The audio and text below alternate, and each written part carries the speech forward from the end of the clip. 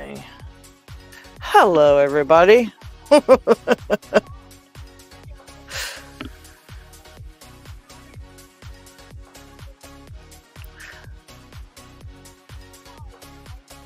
All right, so I think we're actually up live. So, hi, everybody.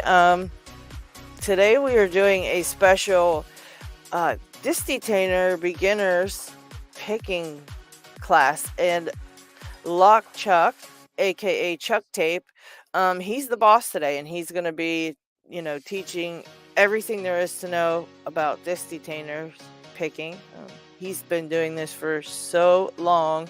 I don't even know how many black belt Detainer locks he's picked, and I think he's picked every Detainer lock that was ever made, just not like not like everyone like like not every brand, like 10 of that same one, but like every single model of Detainer lock, I think he's already picked, to be honest. So I wish. That is my goal. That is my goal. I thought you already did that, but my bad if you didn't. Nah. But he is an expert for sure. He knows what he's doing, and yeah, I think you're the perfect person to help me, especially since you sent me this beautiful Cheetos pick that Yes. doesn't even stain your fingers after you're done using it. Yeah. And if the picking doesn't work out, you can always eat it as a snack. Yep. Don't have to lick your fingers afterwards. So, So that's where we're at today. So right. take it away, LockChuck. What do you want to talk about first? The All locks, the picks? well, we'll talk about locks. So, I appreciate the good words. I don't claim to be an expert by no means. There's people out there that know a lot more about these. But what is a Detainer? So briefly, instead of using pin tumblers or pins in a lock, a Detainer actually uses little discs. So instead of manipulating pins, we are turning these discs in here. Instead of a shear line, what we are doing is we are trying to move those discs to line up with something called a sidebar, and this is the carrier with a bunch of discs in it. Let me see. Of course, when I pick it up, all the discs want to fall out.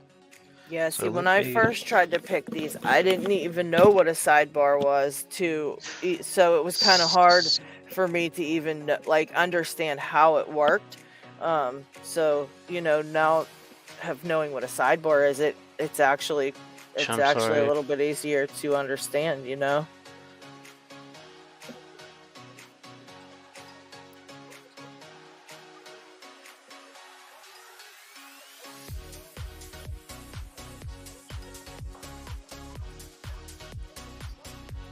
There we go.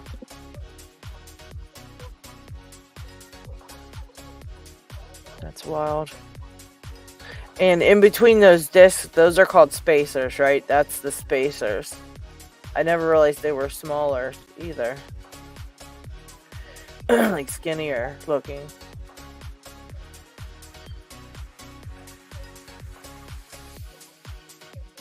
Oh, you're muted, LockChuck, I think.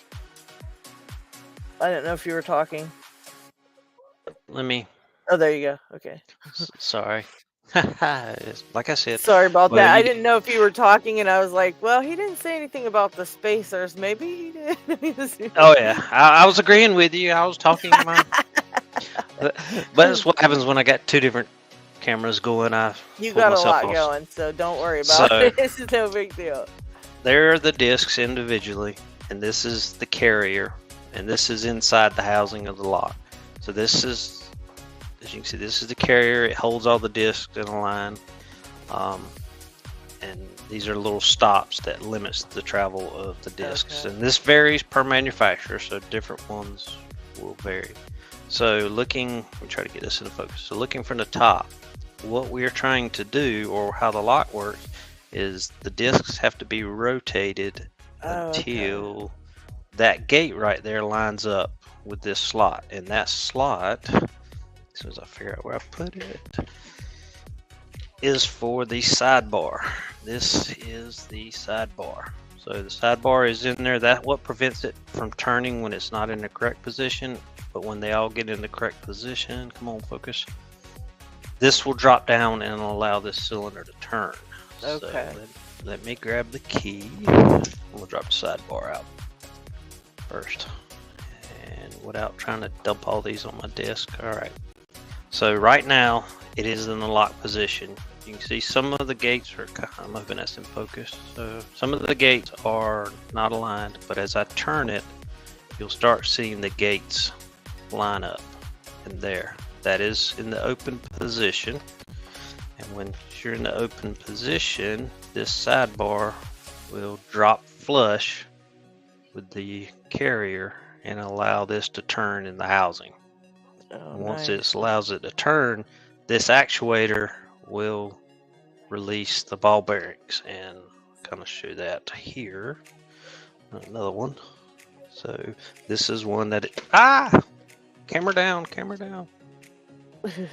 Sorry, not trying to make anybody sick. You're fine, LockChuck.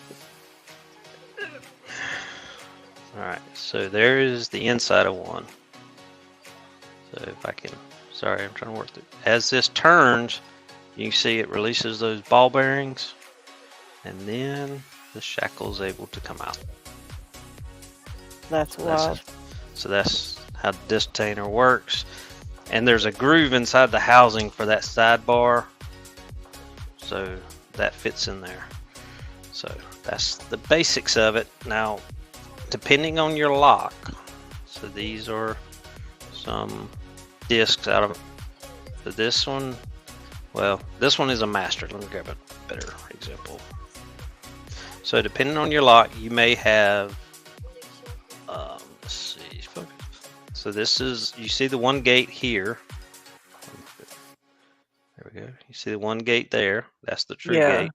And then on some of them, there'll be these little false gates. It's hard to kind of see. Oh, yeah, I see that now. Yep. Okay.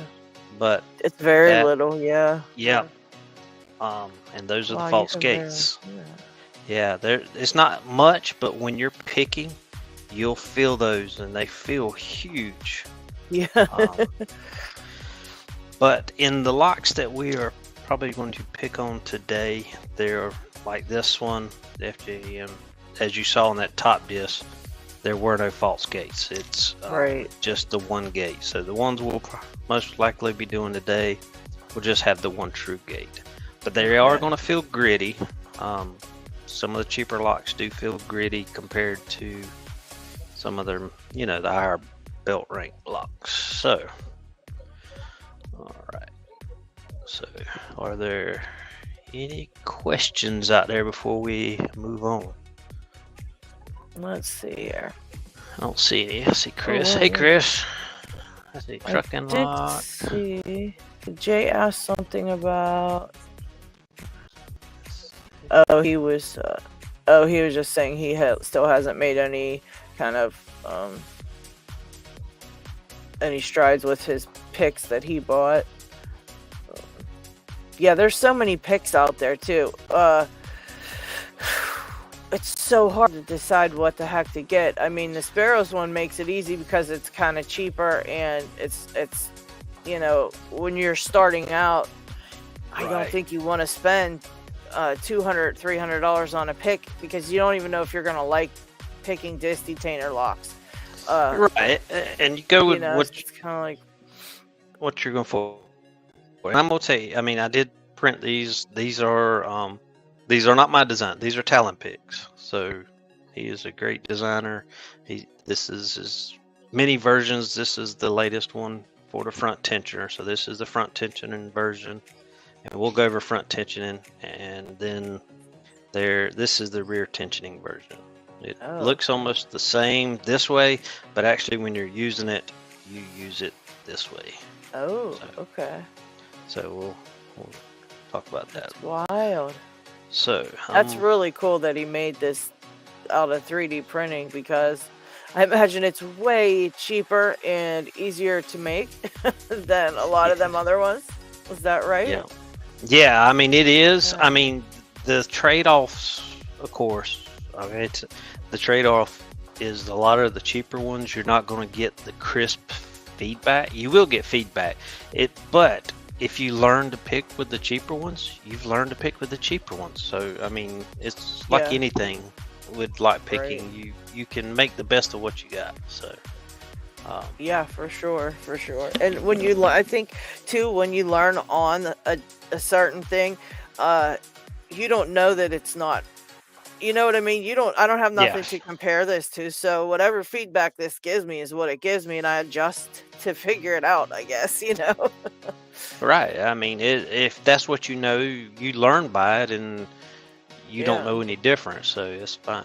So looking at, I'll go to the keys now. So when you look at a disc detainer key, there's many different shapes and variations. So like this is a Chinese one. They're primarily like rectangle with maybe some profiles cut into it, and then you got the classic abloy, which is like a half circle. But Oh what wow. they have in common is what you would, or we call the, just like a regular key, is the bitting.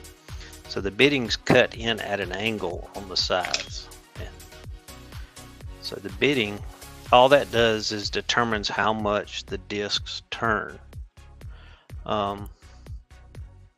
So that's just like in a key where you have the bitting goes up and down.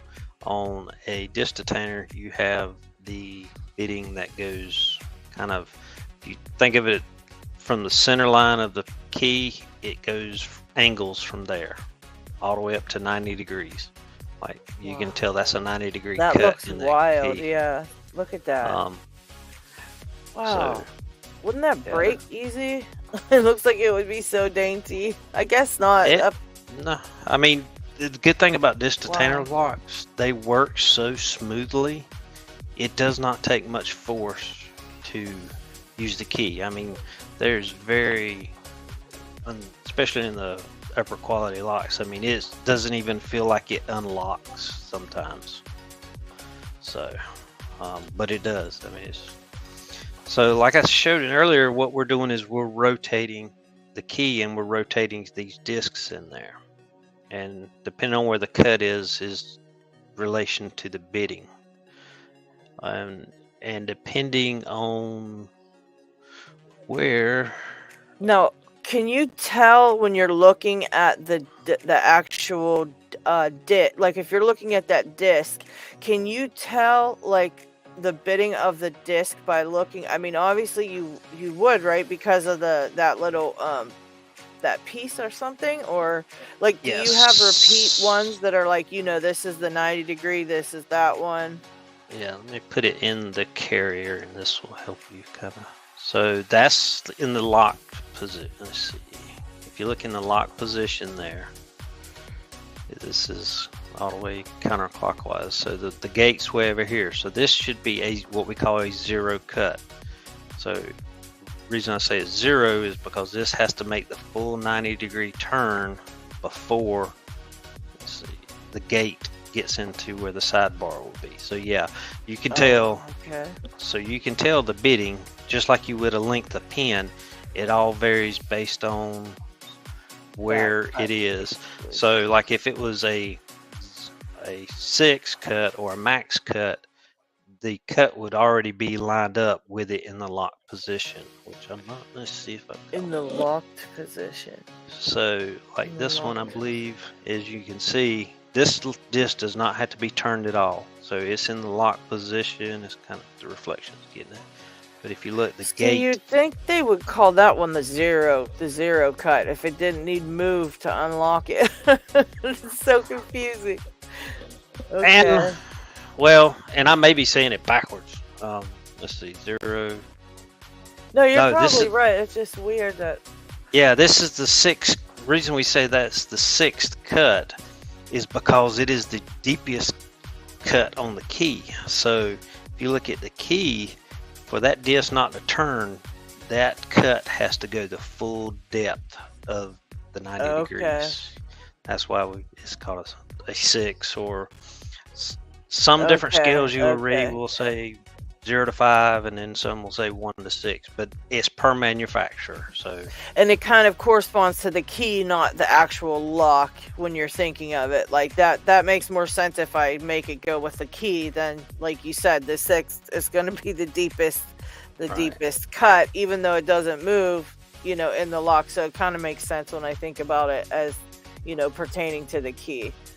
right. And if you should insert the wrong key that doesn't have it, as soon as it turns, let's see, the gate has moved past it, and it will not allow the lock to turn. So that's just like any other lock. I mean, so if it's not the right bitting on the key and it turns it at all, you're Right, not getting right. that. It's not going to open. So that's what we're doing with the key, and that's how it relates. I will say the Chinese locks, the bitting on those don't go. I haven't seen one that goes to like a full 90. Let's see. This one's probably some more of the extreme. They get. Let's see. Come on, focus. So there we go. So if you see that one, Wow. that cut right there is probably the max for a lot of the Chinese Okay. locks. So it's almost more of a 45 than. Yeah. So, but what that means is with the Chinese locks, you have a lot less travel to hit a gate. So just be Yeah. mindful. If you're going a full 90 degrees, you've probably gone Too way far. too far. Okay. Yes, I didn't even know that either. This is some good information here, LockChuck. So Definitely. also in most, I'll say most, but for the majority of locks, there has to be at least one 0 cut lock or disc, because with this one, as you saw that little tab in the back, something has to put pressure on the carrier. So since this is a 0 cut, once it makes its full turn and the gate is in the right position, this Yeah. is what's actually turning the carrier. Because if there wasn't something there to stop, the disc would just keep turning around and Oh, around. yeah, yeah. So this is what, once it hits this stop, now this is putting pressure on the carrier to allow it to turn if the sidebar drops down. Okay. So that's the principle. So just like in any other thing, that's how we pick these, is we apply tension. What that does is it binds this sidebar, and now it pushes against all the discs, and we can feel the gates because the sidebar is pressing in on them. And that is why you turn them all in that direction, so that all of the, what is that one, is a 0? Was that a 0 cut you said? Is that right? Right. Okay, so so all the 0 cuts can get to the end there, and you can use one of them to actually put your tensioning on there and hold the tension, right? That's why Right. we You, spin you, them all. well, And yes, to line them up. for the most part, like the Unity locks, I don't like to rotate those. To me, they pick better if you don't rotate them. Oh, wow. Okay. So what I'll do with it is I have to rotate at least one, of course, to get something to tension. But to me, it picks better if I don't rotate them all. And I don't want to go too detailed, but the Unities have a little something odd in them. That's the reason Okay. I say that. Okay. But for the most part, yes, the Chinese made ones, you can just rotate them all clockwise and tension them. So you saw that this one is a rear tensioning. This is the back disc for this lock. Okay. This one can be tensioned from the rear. There are other locks that can tension from the front. So the front one will be a 0 cut, and then there are some other locks that'll be random. So there could be any disc in here could be the 0 or the tensioning. Okay. And for the most part, you can pick majority of those with just front tension, and we'll talk about it. You'll have to counter rotate once you think you're there, just as a test. Okay. But for the most part, what we'll probably be picking today is all going to be rear tensioned, but we're going to pick it with front tension. So this one, we'll turn it and apply pressure on the front one. And what happens is once we think we have them all correct, we'll take the pick, go to the back, apply tension here, and then we'll counter rotate our tensioning tool. We actually do a little flip flop, but we'll talk about that. Okay. All right. Oh my. No, does anybody have any questions about anything that LockChuck has talked about so far, or anything that you want to hear about a little bit further detail? Because I know, I'm kind of not really sure what to all ask about because, of course, I don't really know much about this stuff so far, so it's kind of hard to ask a bunch of questions. But if you guys have any questions, or if Chris, you know a whole bunch about this stuff, is there anything that you think we should add to that, or anything like that you want? Yeah, if I'm missing something, y'all jump in. Or... Feel free. If anybody wants to hop on, please do. Should be a link in the description if anybody else wants to join us on screen.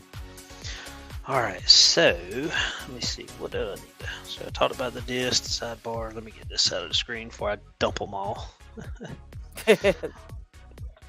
All right, and some people have asked me, can you tell a lock's front or rear tensioning? You can if you've got the key. Without picking it, I don't know of any other way except with the key, or if it's a known thing. Like the alloys, if you go on there, there's a manual that talks about all the different alloys, and it will tell you where to tension them. Like the classics are rear tension, the profiles are rear tension. So, and it kind of varies. Like the Century is front tension, and it's known that they can be front tensioned, but just having a random manufacturer is kind of hard to tell unless you have the key. And the way you can tell by the key is, one look at the bitting, is you'll see at the very end here, you'll see you have a lot of zero cuts. Yeah. Yeah, well, that's the end. That's going to be the back. Now, how do you know what is the front? Because I mean, obviously the key stops at some point, and that would look like a zero cut, right? So how do you know if the key didn't stop or if it's a zero cut on that? You cannot, because actually, I think I sent them all to you, but there's actually some, if you see them with a 90-degree cut, that may not even be a disc too. That may be a warding in there. It's a non-movable disc.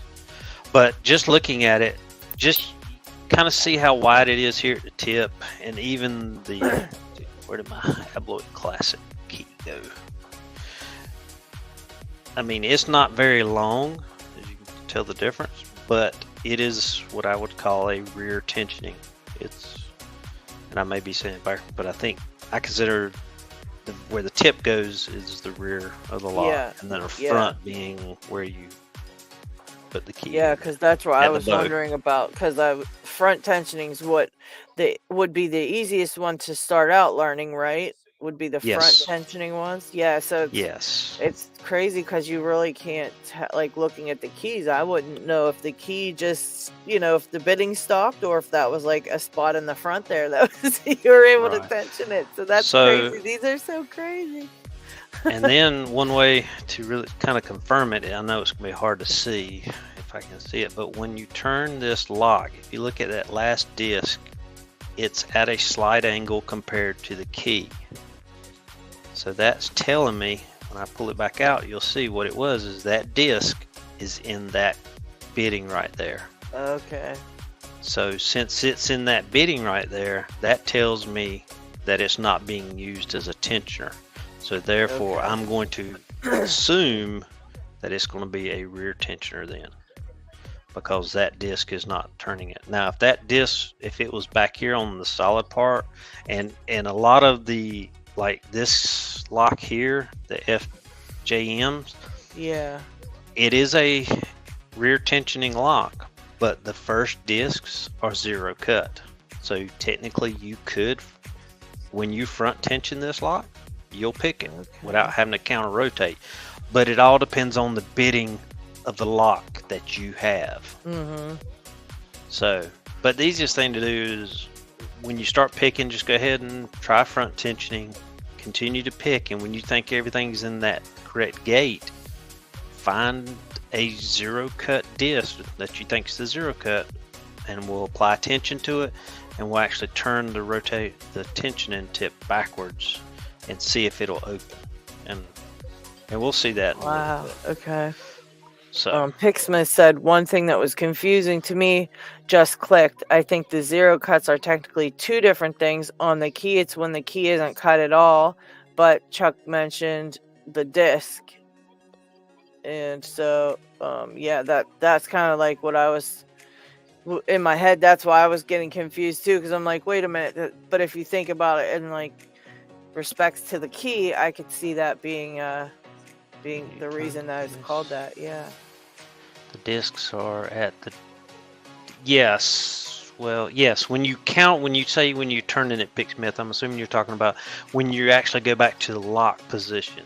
So when you go to the lock position, if the gate is there, that is the deepest cut. Whereas when it turns clockwise and you're trying to unlock and it hits the stop, that is the 0 cut. There is no cut on the key at all if the gate is where it stops when you're trying to unlock it. So, well, I'm glad. Look, it confused him until just now, so that means we cleared something up for Picksmith, who's a lock picking genius. So that's dang good work, LockChuck. Dang. Look at you. Thank you. Holy all crap.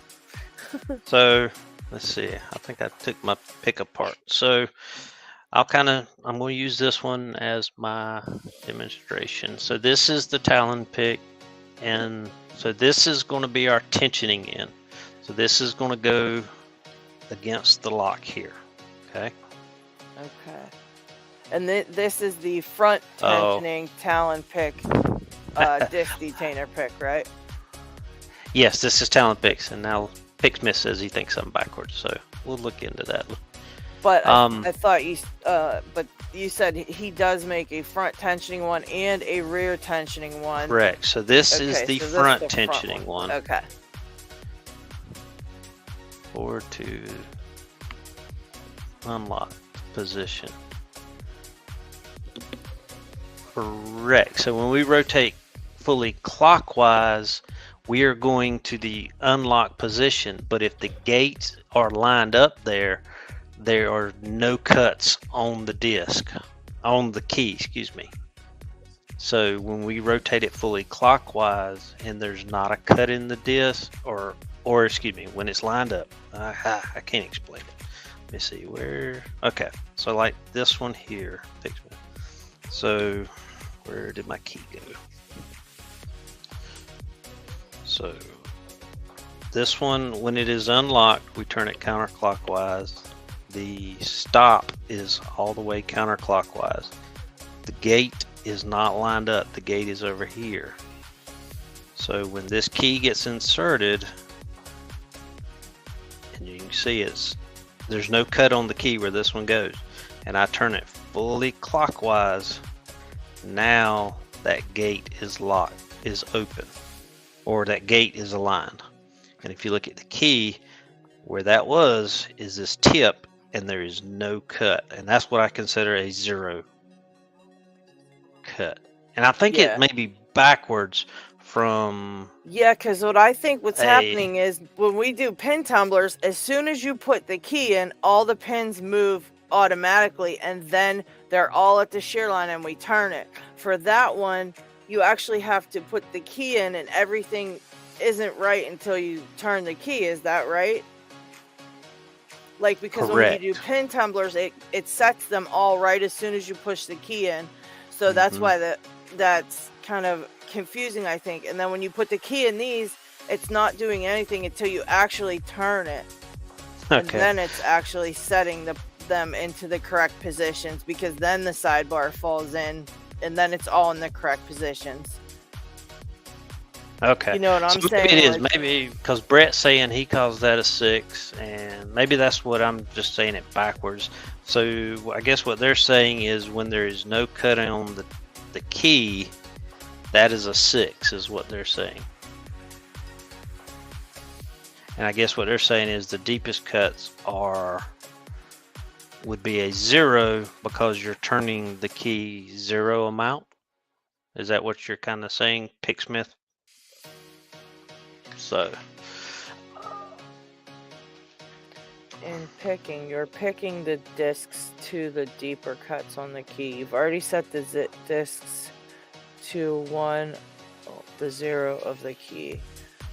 Yeah, because you turn them, when you turn them all back to the, when you turn them with that turning thing, you're turning that so that the 0 cuts will go. We're all confused.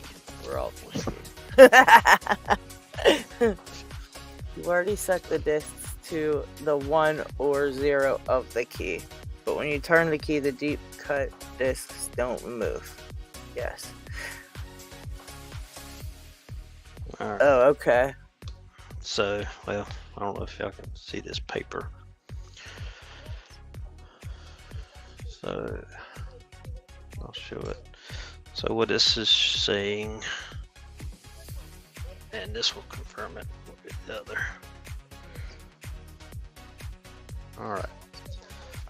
So this is the disc. Let's see if I can get it without it messing up. So, okay, looks like I'm saying it backwards then. So there is that disc, which I guess, okay. So, yep. So I've just been saying it backwards. How about that? So that is what I was calling a 0 cut, which is 0 degrees, but they actually call it a 6 cut. Oh, okay. So that's I guess where the confusion starts. It's a 0 cut, but it's actually 6 on the bitting. How about that? Yes, yeah, I think I see what you mean now. It's 0 degrees, but 6 on the bidding. Got it. Okay. I had that backwards, so I apologize for that. So, okay, we'll be back. So, all right. Hey, it made sense. So you explained it to make sense.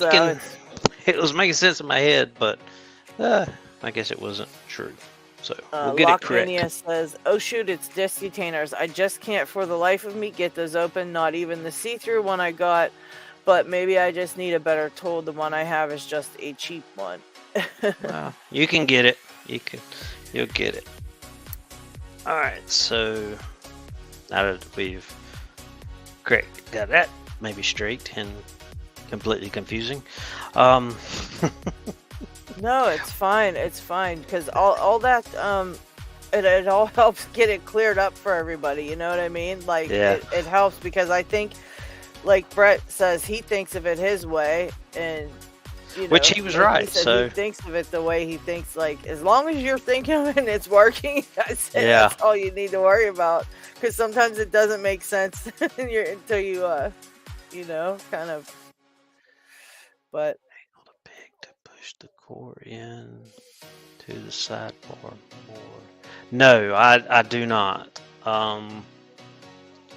Snake asked the question, do you find that you need to angle the pick to push the core into the sidebar more? No. The only time I have done that, and Chris Picks kind of covered it, is when there was I can't remember the lock. It was a higher belt lock, and you could actually pick it with a standard pick. You used a regular tensioner in it, and what it was, you were actually pushing up on the disc as you turned it, and you could feel it when it hit the sidebar. So that's the only time I've used that, but I've not done that when I'm using these. So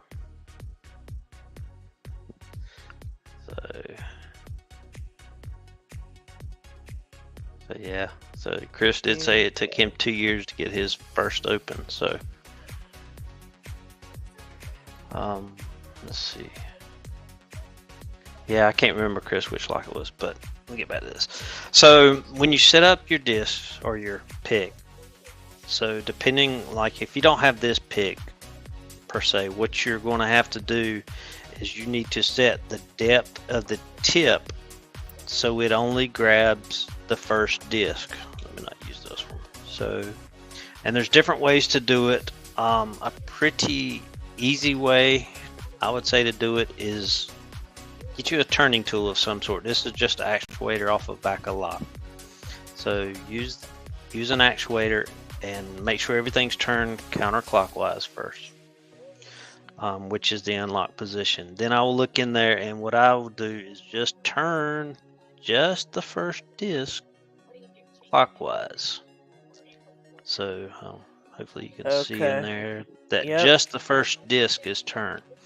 And then what I would do is I would loosen up the screws for the tensioning tip and put the lock in there, or excuse me, the pick, and get it into that slot. And now loosen your screws and push it to it would be flush up against the lock.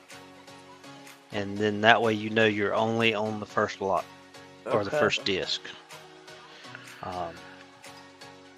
So that's how I would set it up for that. So for this one particularly that has the adjustable, this can be just kind of placed in as long as it's deep so enough. Bougie. Look at this. Oh my God, I love it. So with You this gotta one, worry about that. so you can do it this kind of the same way, and just what you do is you stick it in there, and as you can see I'm on there, but I got a wiggle. I got a little bit of wiggle. Yeah. So I'm gonna run this out just about a half a turn until I get that wiggle out. And once that wiggle is out, I should be set. And the way you can test that is turn it counterclockwise, and then all your discs should be lined up. Stick it back in, turn it clockwise till it stops.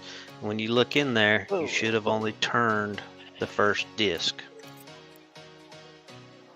So it only turned the first disc, so my depth here is set. So we've got our tension and tip. Make sure we're all tight. We're good to go. We're ready to. Mine keeps getting stuck. Hang on a second. I just want to see if I got the right thing on here. Maybe Let me see. I'm gonna switch you over. I should. I keep getting that thing keeps coming out before I can. Wait, let me turn it with this. Let's see.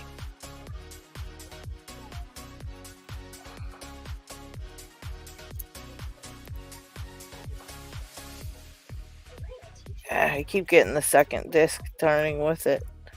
So just keep running it out, until you don't get the second disc. If you need to, if you've got that Talon pick, you can move up to a thicker, because he does provide the option to print 3 different sizes, but you can run it out pretty far as long as it's still stable. I think I got the first one turned only here. Okay, now. And I will say, I just need this different one other than the skinnier one. I think I gotta put the bigger one on there because I think it was too skinny. Okay. And while you're doing that, what I'll say is one thing I'll say there is a possibility that you don't have enough of your tensioner on that tip, and you can still pick it, but it makes it a little bit harder, because if you shift direction at all, your pick will all of a sudden jump out. So you still, it's kind of a little chess game of you want the right amount, but you don't want too much. Okay. Let's see here.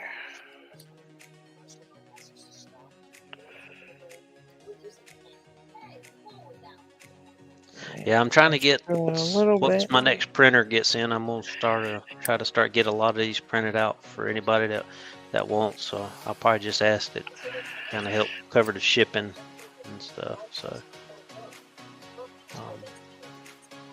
Okay, I think I got it now. It's not moving or jiggling or anything, and I unscrewed it a little bit because it was kind of jiggling, but now it seems like it's staying on there. I hope. And what you can do is go ahead and put a good amount of tension on it. I mean, don't wrench it off, but when you put tension, and just kind of rock it back and forth and make sure that it doesn't jump out. Wait a second. Okay, hold on a minute. I don't even know that it's even reaching that now. What the hang on. It should turn that all the way. Hold on a second. I appreciate it. Y'all don't have to do it. Nah, don't do a GoFundMe. I mean, if you order one, I can send you. There'll be a PayPal to cover the shipping and stuff if I send them to you.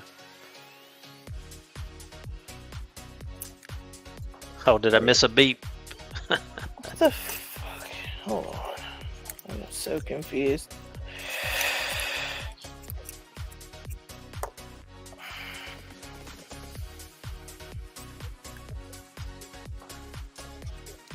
Okay. Yeah, this must not be right at all. Okay. All right, what you got? I don't know. I thought I had that in there to, like you showed, to make sure that it's getting that first one.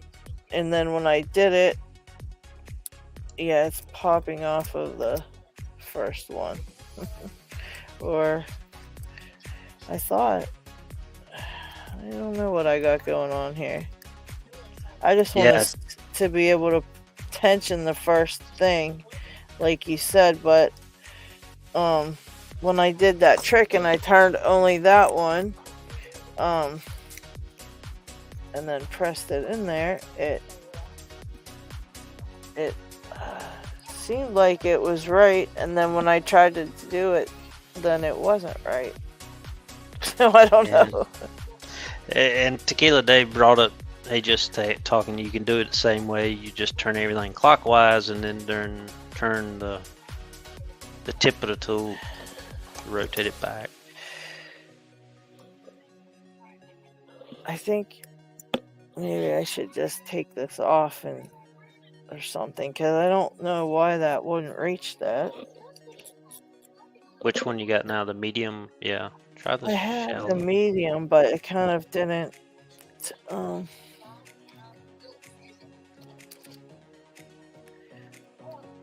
Okay, so it should be like that much.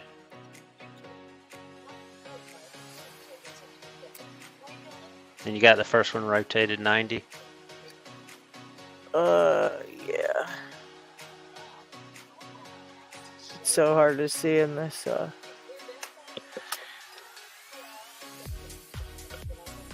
camera view like that, and then I was able to catch it, but I want to see which one of these I need, but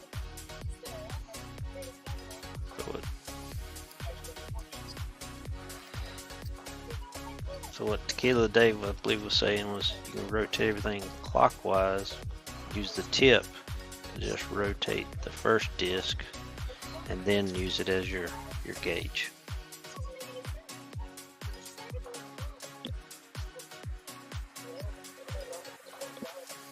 yeah, this would be too much. So, I mean, have you screwed it out some? Let's see. We'll screw that one in.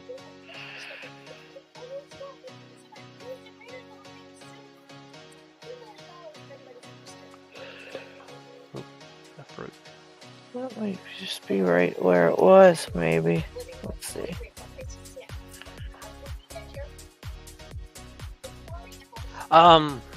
So while you're doing that, I use 6mm stainless tubing, and the inside dimension will depend on what size the picking tip's going to be. A lot of times it's 1.6 inside diameter or 2mm for most of these locks. Most time the majority will be 1.6, and if you're going real small with some of the higher ones, you may go down to a 1mm inside diameter or 1.1 or 1.2.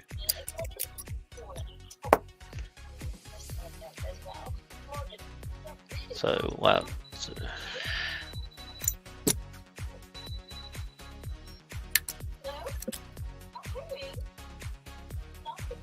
And it may be, make sure if you've got the picking tip on there, LadyLocks, make sure you're pushing that in first. Because the way I was setting it up, I had the picking tip off of it. So that may be what's throwing you off. Oh, should I take that off maybe? Or... You don't have to, just when you put it in there, make sure that goes past the first. Oh, shoot. So okay. So that's probably what's kind of tripping you up. So just go ahead and stick the picking tip in there and get it past before you try to do the tensioner. Okay, then I gotta turn it back to... Well, I don't know how I'm gonna turn that one. Hang on. To check it, though, because, I guess it would work. And then I can try to peek in there to see if only the first one's turning. One other thing you can do if you've already got the picking tip in there. So, as you're putting tension on it, LadyLocks. Yeah. Put all your tension, say clockwise, and then just slowly lift up. And if it just lifts up just a fraction and then comes right out of the lock, you're set. So stick everything in, turn everything clockwise. Oh, wait. Turn it clockwise first, right? Yes, that's fine. Okay. You can do it.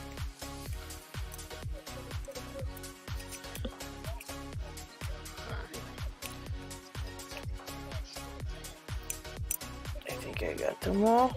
Okay. And just go ahead and push the picking tip out a little bit before you stick it in. And go ahead and get that part in and pass the first couple discs.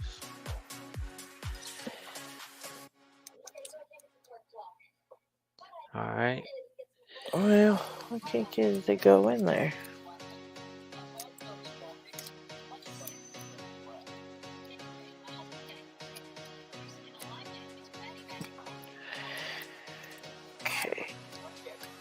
Okay. Alright, so turn it, put tension clockwise. Okay. And just slightly pull out. And does it pop right out of the lock once you do that? How much of a gap does it have before it pops out? Oops. That looked like it was right because it popped out as soon as you pulled back, right? Oh, okay. I think so. So while you're checking that, I'm going to get I'm terrible at this. Oh, you have got you're gonna start billing me now for lessons. Hey, if you're going through this, I am sure there are 20, 30 other people having the same issues.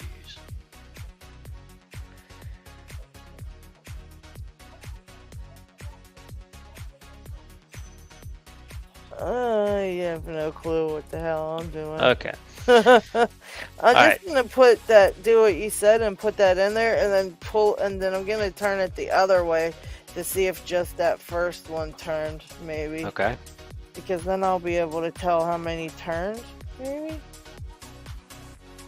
Yeah, you should. None of them. What the fuck? How did you touch her? None of them. Okay, wait. Something turned. What was it? What was it? 2 of them turned. Oh, we don't want that. Think. So let me try one last time to make sure I just didn't do something very stupid, which is a possibility, guys. Let's be honest. All right, and put that back in there.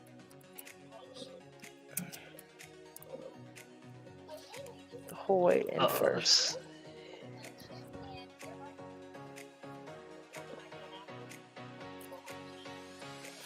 Yeah, I'm turning them with the tip on accident. Alright.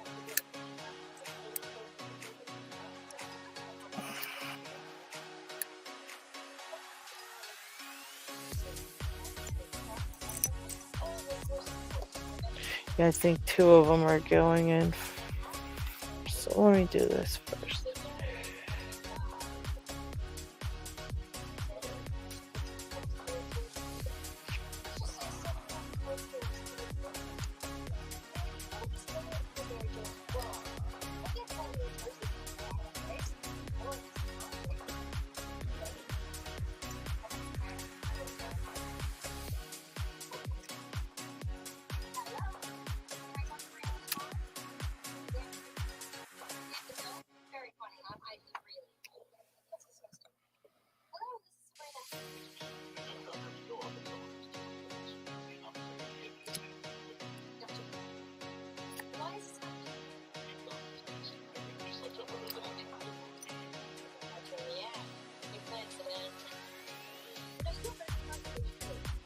How many did turn? Okay, maybe just the one turned. I think. Yes. I think just the one turned. All right. So now that you got the tip set up, what I've done so far on this one is all I did was this is what we're going to say is the picking tip. The this made out of ejector pin. That's just been cut to the ground down and cut to the right size. And while we're talking about the size of the tip, so there's a lot of different locks, and LadyLocks pointed it out at the beginning. There's spacers in between the discs. So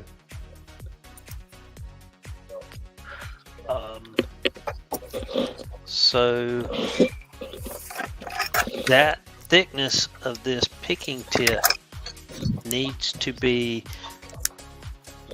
just a little bit smaller to the if I can think, it needs to be a little bit thinner than the spacers that you're having to navigate between, because what you have to do is you have to go, once you get a disc set, you have to be able to come off of that disc and be able to rotate the picking tip and enter the next disc without rotating them or being so thick that you're actually still turning. So that's why a lot of times this will vary in thickness. A little bit of the Chinese locks, they can be fairly thick. I'll say about somewhere around 0.6 to 0.8 millimeters thick this way. So on some of the higher quality locks, they need to be like 0.4. So it's going to be a little bit thinner. So that's your dimensions, and your dimensions this way just have to be able to fit through the keyway in any warding or bitting on the key that would prevent. And a lot of times with the Chinese one, the most you'll see is a little, like on the you can see it, there's that little profile disc. It almost, I think they'll call it a butterfly shape. Yeah. So that's why a lot of times the picking tips will be cut out in the center so it can pass that warding, and then the picking tip will have a little notch cut on both sides to pass that. Okay.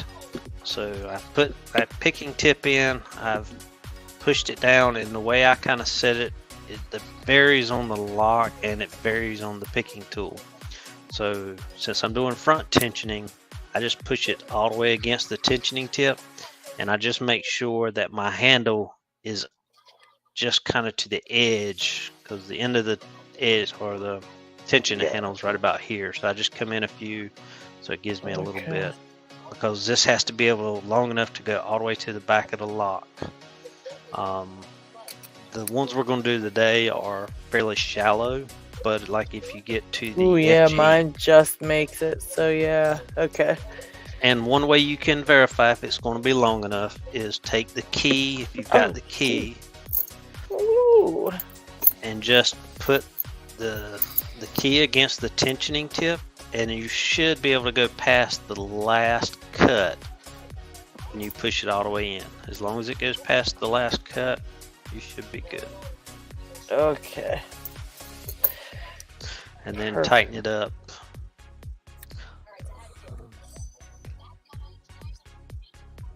Depending on your picking tip and your picking tool, you may have an index mark. Like these have little marks on them.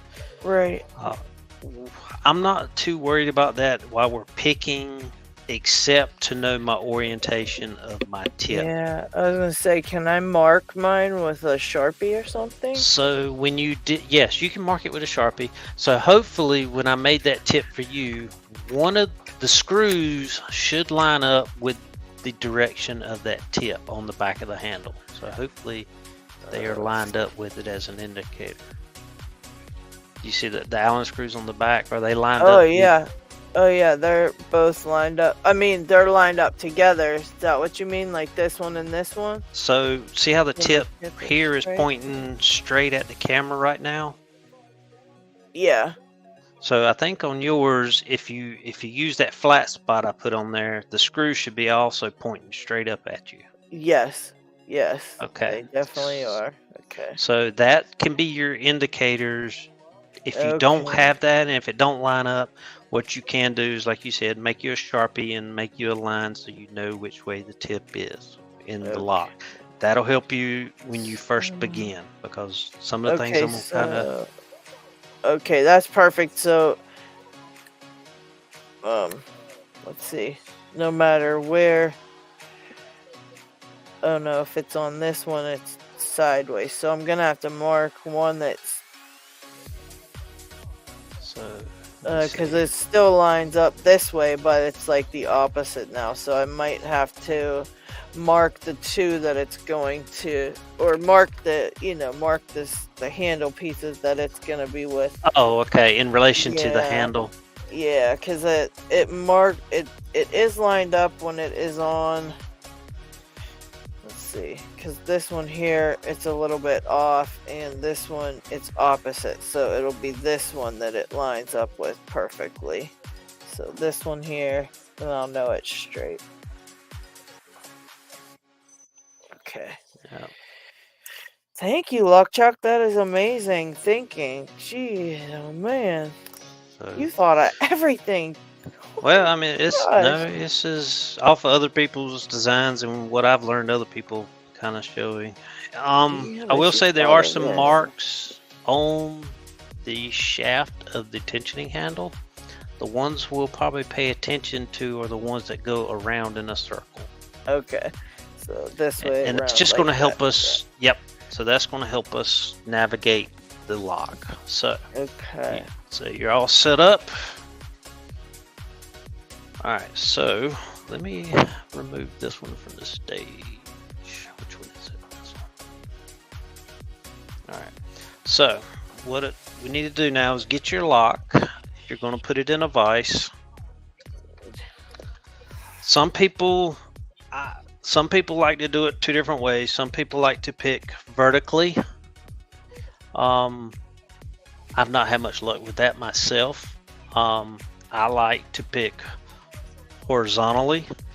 And even when I'm picking on camera, I pick horizontal, completely horizontal on a disc detainer. Okay. To me, it just helps me keep the pick lined up. And I was trying to get my camera closer. Okay. But it's all preference, I guess. So Yeah. where it is preference. So let me just see if I can switch this one over to give it better without showing.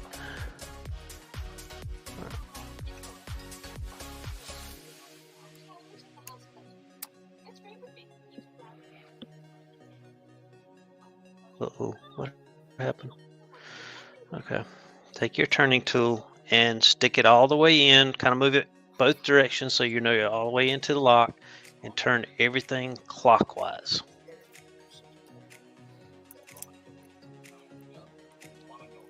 Until it stops.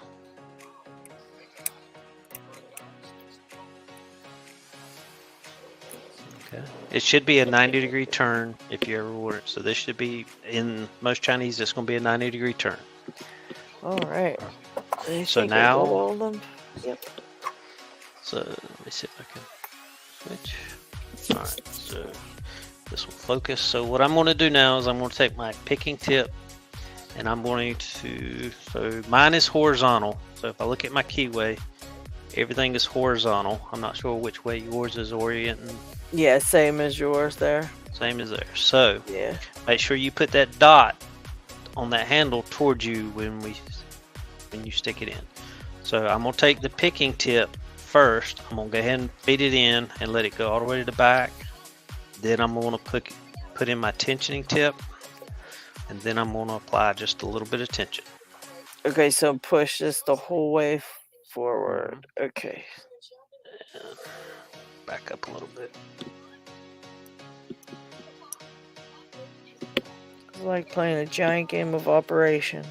Yes.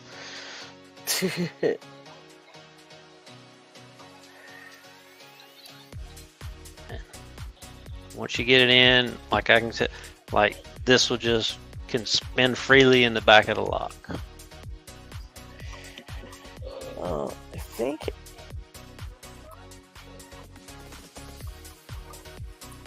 I think. It's the whole way in. Let me mark mine too, because I'm not sure. Because I didn't. This is another pick and tip for a different.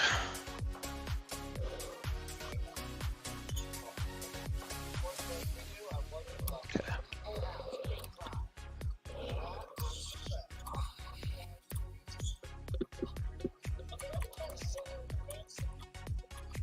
I just want to double check it.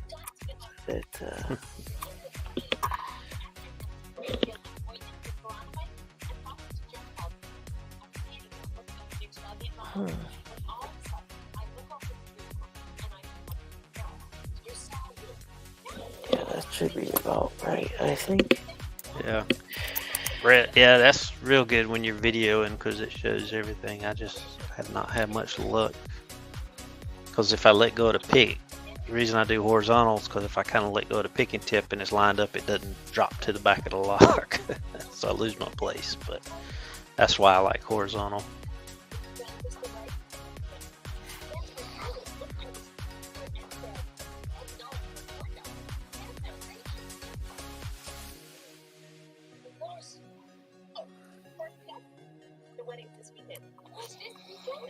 Let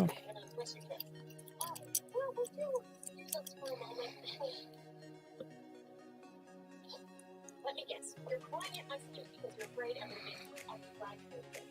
Well, not to worry. I will. Yellow? Ew, this program wasn't running. Don't you think my cat could possibly was running back?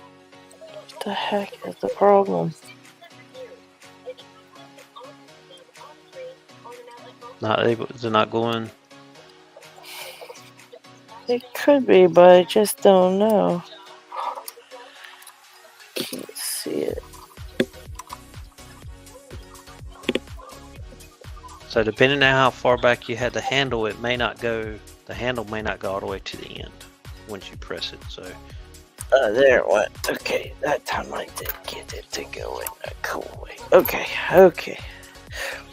Alright. Okay, so all the way in the back. Yep. And so if you got that, well, you know it's horizontal, correct? So. Yeah. All right. So what I've done is I go all the way to the back, and I've kind of got my mark. Let's see. Let me switch. Let's do this so we can both see at the same time. So there's my mark. That tells me, and I know my disc horizontal. So what I'll do to find the first disc is I'll turn that 90 degrees either direction, and then pull the tip out till it stops. And that should be the edge of the first disc. And then if I rotate it back toward me and just slightly pull, it should drop into the gate of that disc. And the way I can confirm that is I'll put tension back clockwise, and I should not move because we turned them fully clockwise, and that'll tell me I'm on the disc. Okay, so pull it till it hits, and then what? Then turn it back to where it should be, aligned with the gates, and you should feel it kind of pull it while pulling out. You should feel it kind of drop into the gate, or excuse me, the keyway.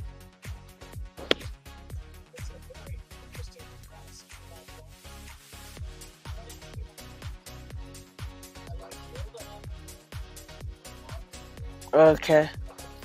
So once you do that and you're in the keyway, what you can do is turn it back clockwise, and it should stop. That tells you you're on that disc. I think you weren't in the gate or the keyway far enough.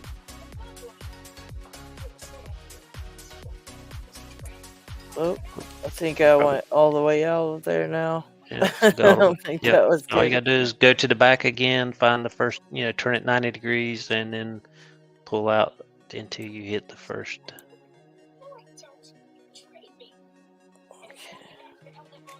There you go. Pull it out. It should stop. Now turn it back I'm so sorry. to the correct position and pull out slightly. And if you look at those lines, when you're touching it, either you're probably in between them or you're on one.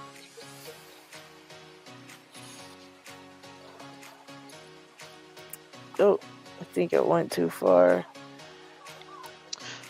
Because normally those Oh, wait. lines. I found something. Hang on. Found it? Oh, crap.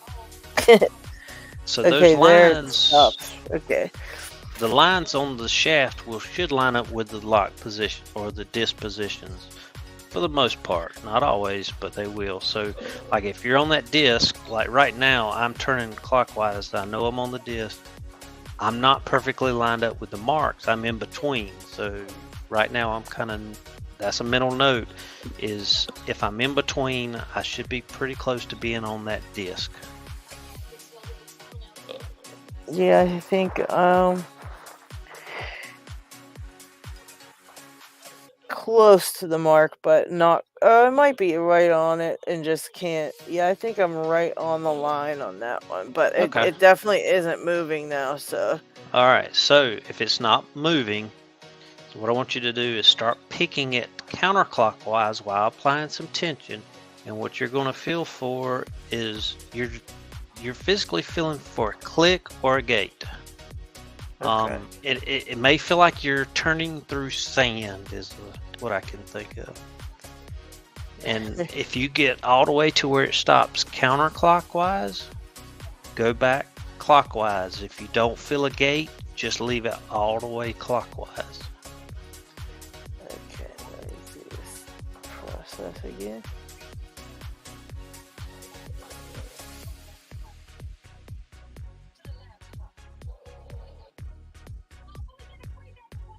Okay.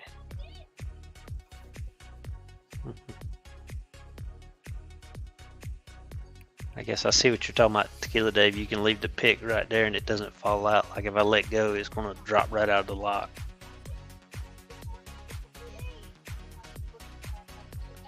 I think I might have hit the gate or whatever because I kind of got this kind of movement here. It stopped. Yeah, it kind of moves this and this way, but stops then both ways. Okay. Try to move to, so what you can do is kind of keep an eye on where it lined up and move, keep pulling out, and you may have to turn the picking tip back to the correct position. See you, Lockmania.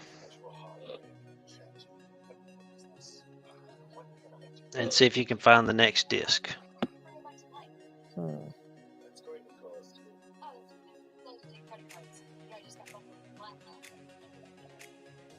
And once you find it again, all you have to do is turn it clockwise, and it shouldn't turn. You know you're on the correct disc.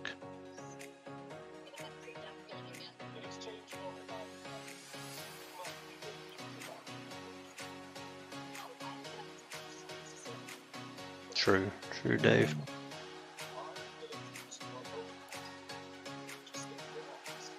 Okay.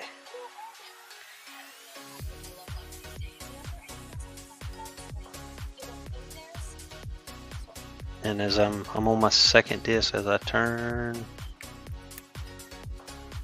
didn't feel anything.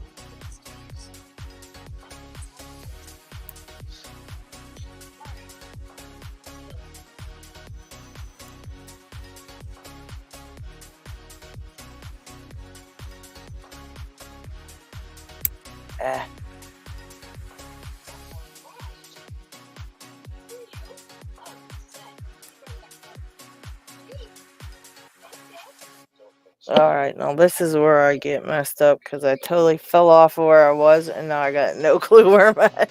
And I think I even hit the disc that I already picked, maybe, but I don't know. That's fine. So what I'll do if I get lost is I go to one or two reference points. I go either all the way to the back of the lock or I go all the way to the front and just continue picking. You can kind of tell if you know your orientation if you've picked one or not, or if it's been moved. Because if you know where the picking tip should be oriented when it's fully clockwise and you have to turn past that, you know that you have turned that to what you think is a gate. So it's kind of a memory game of remembering where everything's at. But if nothing else, just get in there and turn it a little bit clockwise. If it turns a little bit, you know that you had it rotated into what you thought was a gate. But it's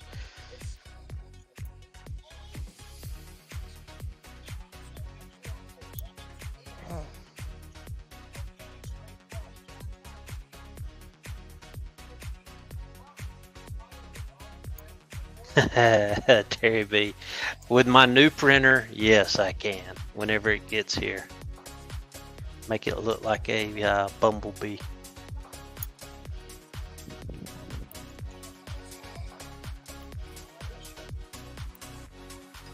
Because hopefully when my new printer gets here, it will automatically change colors in mid-print.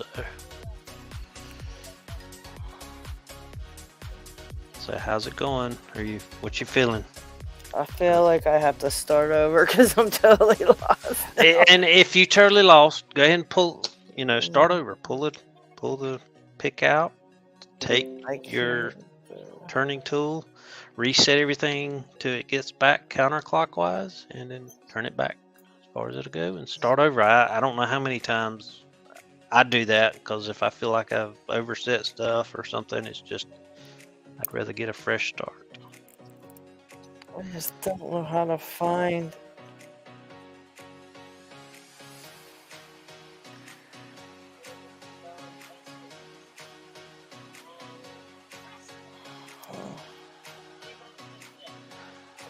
Let's see. You'll get that one. That one's easy. It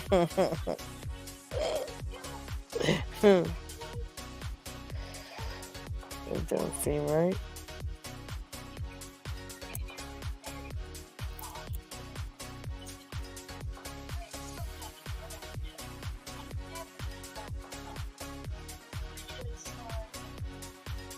Yeah, I agree, Chris.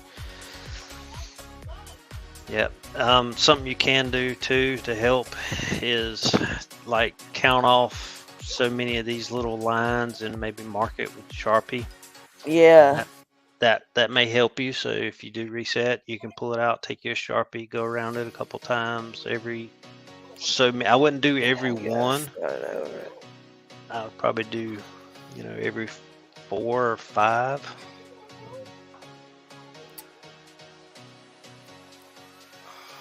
Let's see.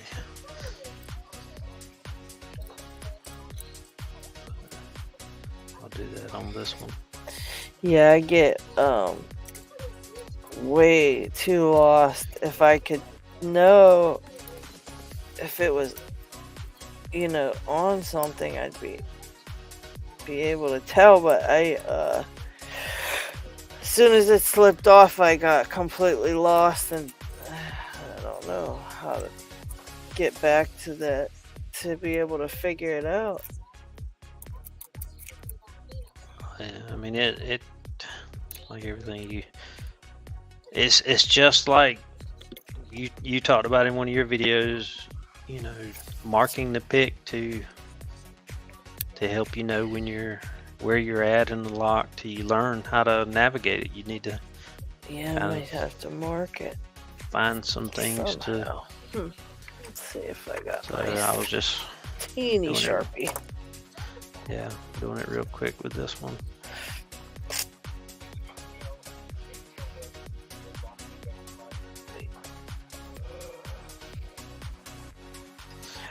And the bad part about like this, the way this one's marked, this is kind of marked like the Sparrow's lock. I mean, it probably works good on one style lock, but once you get into some different ones, the spacings are a little different. So yeah. But it's a reference.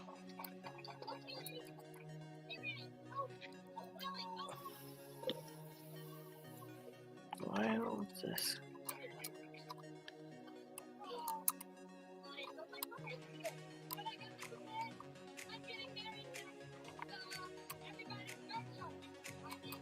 I guess that might be the back of the lock. Why does I feel like it's wrong?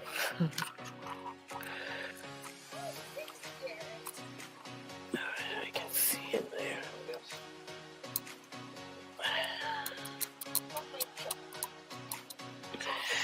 I get the call with that.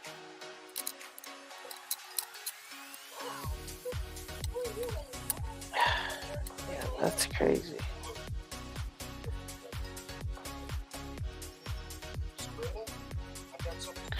I think I might have accidentally turned a bunch of them too when I put the tip into the back, maybe. Well, yes, that happens. So what I Okay. do is when I'm spinning the tip in, I always spin it in clockwise. So that way, if I'm bumping any of them, they're just still going Okay. clockwise as well.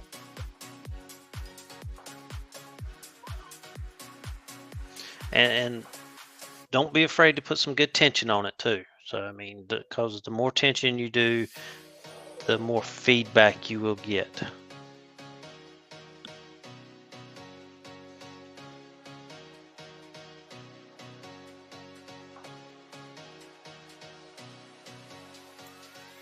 Shit.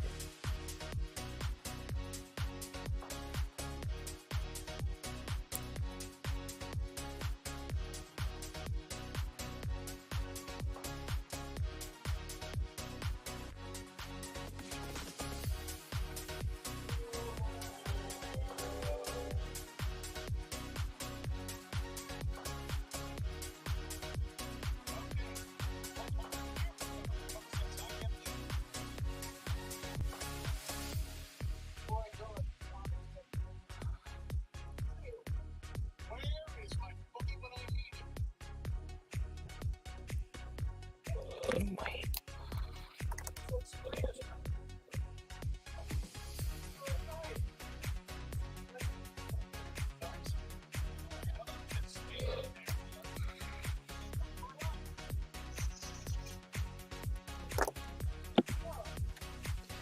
So I'll go ahead and tell you on yours, Lady Lock.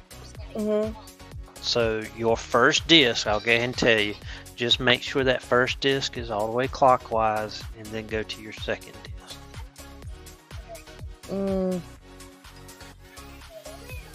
Oh, this last one you mean? Yeah, the very back discs. Just make sure it is clockwise. Okay, we're gonna try to get you an open. I want you to get it open at least. Okay. Then your next disc, when you get to it, is just a slight turn, and you should feel a click towards you. Okay.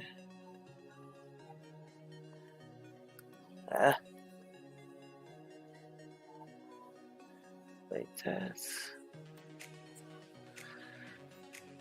should be.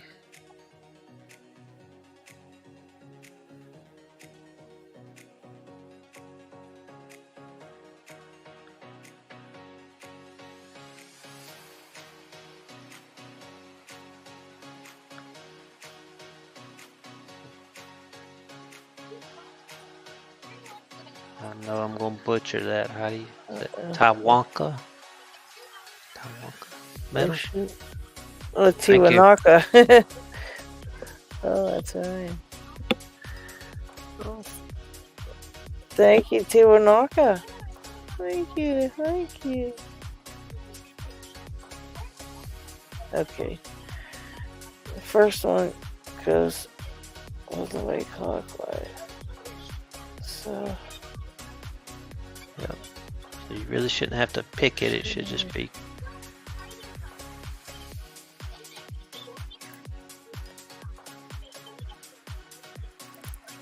That should be that. Okay.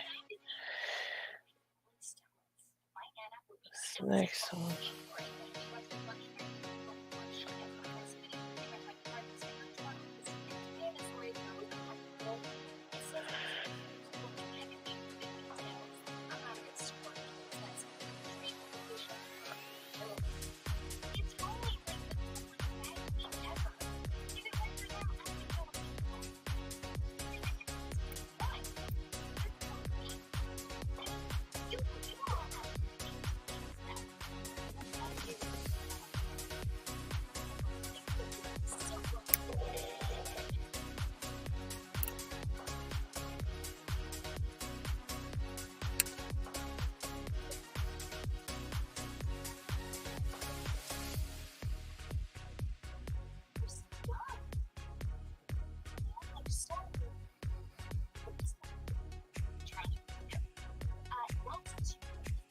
What you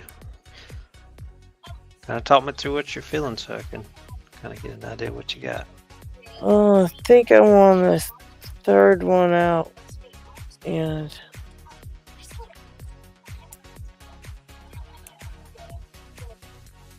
I might have pushed it too far. So I'm going to push it all the way back. Now I'm going to try it again. Good thing about these is you can turn them all the way clockwise and reset them.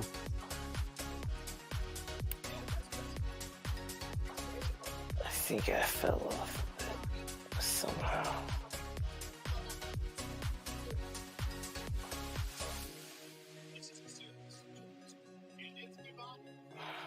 That's not it.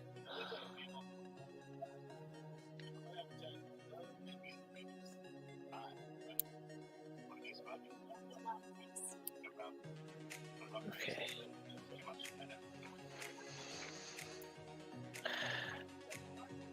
Because you're going to have to, once you have everything set, since that is a rear tensioning lock, you are going to have to counter rotate that first disc. So it will not open until you counter rotate it.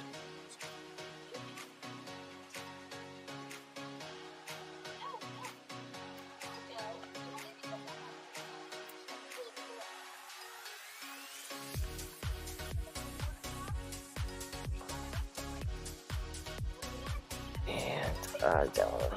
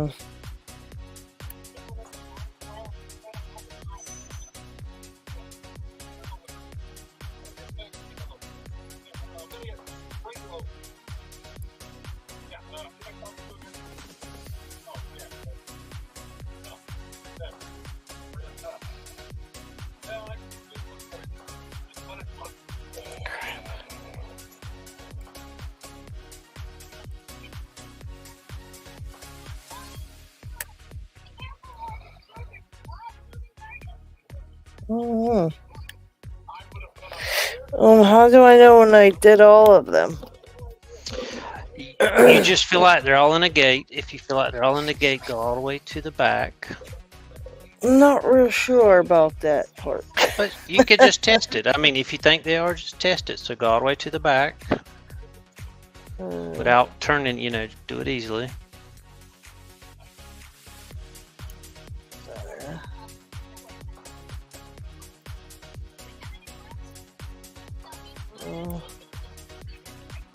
Okay. So find that first disc.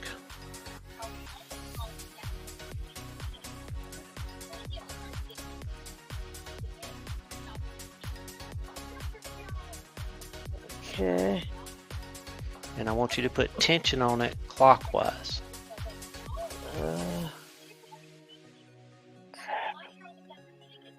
It's sometimes hard to stay on it when you're doing this.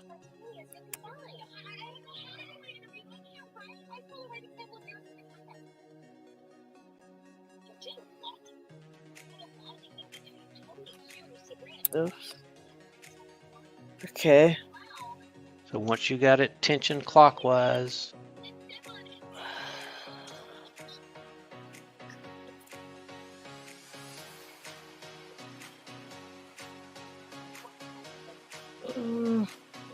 Well, No, it just no, no. keeps spinning. no, you got to still tension with your picking tip. Wait, what?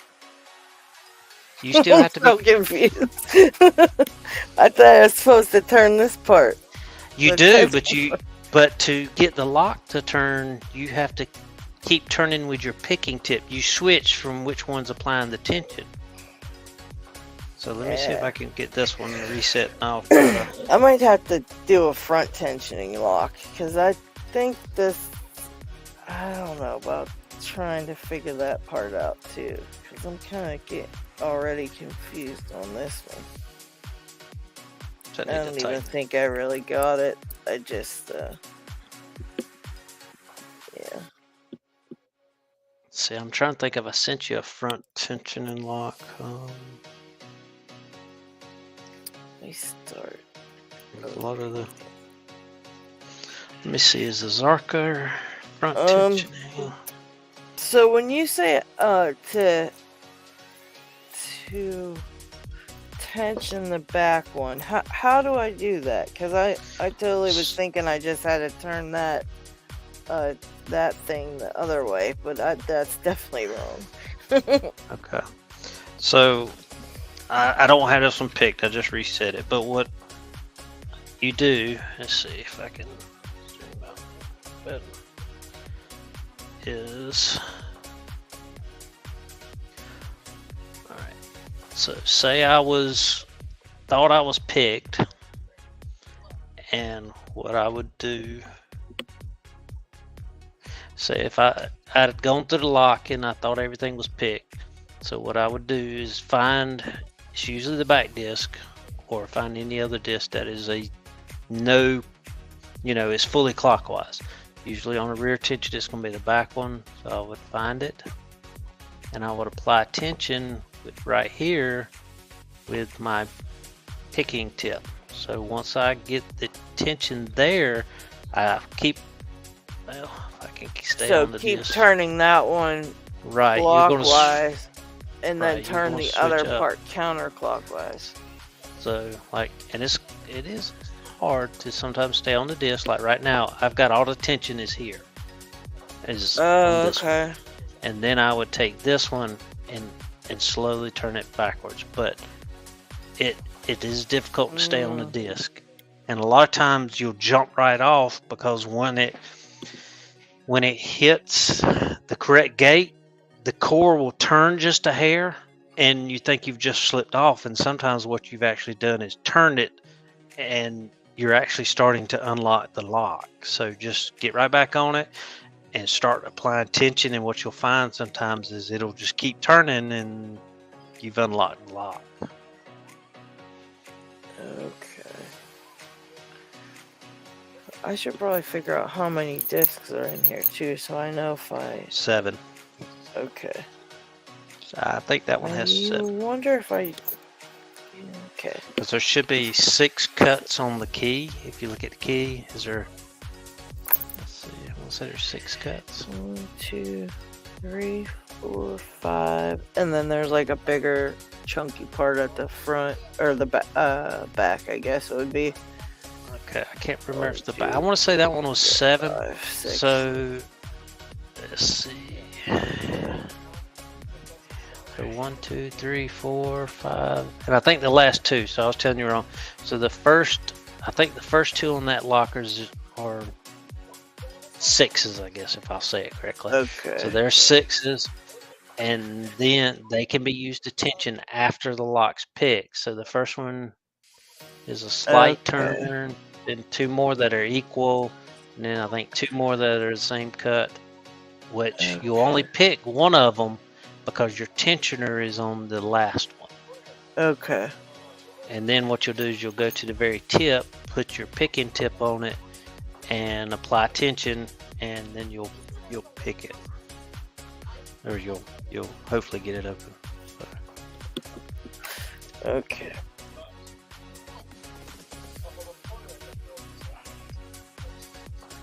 I say that, and I've not really been focusing on this one. I've been trying to.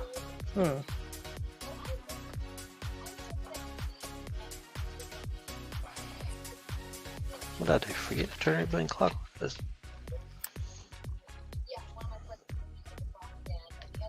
What the heck? Or is Yep. it this one?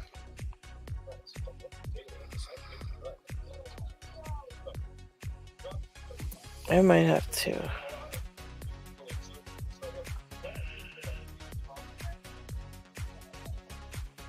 What the hell?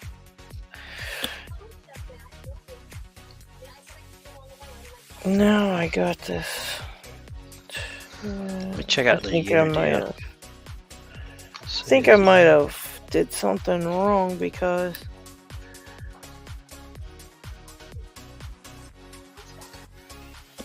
now my things aren't lining up. I'm gonna have to fix it. I think I turned did it you? or something. Okay, that's Got aligned. may need to tighten up the Allen screws. Remember, I was trying to explain on Discord there. I put a flat spot on the shaft here. There should be a flat spot. You see it on the back sticking out the tensioning handle or the picking handle. So, on this one? No, yeah, on that, but on the other end. Do you see a flat spot on one side of it?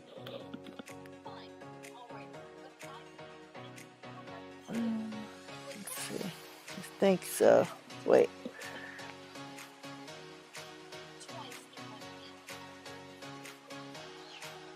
Should be very subtle, but they're small. Let me grab my glasses a second.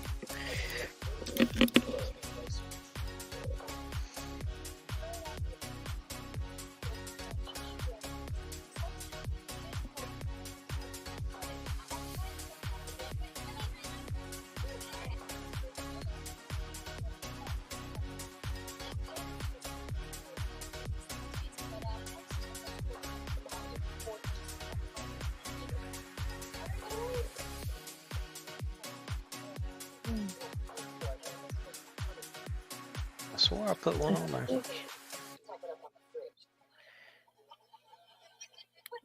You probably did. I'm just blind. And it should line up with the picking tip. So if you look at the picking tip, it should be on one side or the other. So if you look, like the long side sticking up, it should line up with that.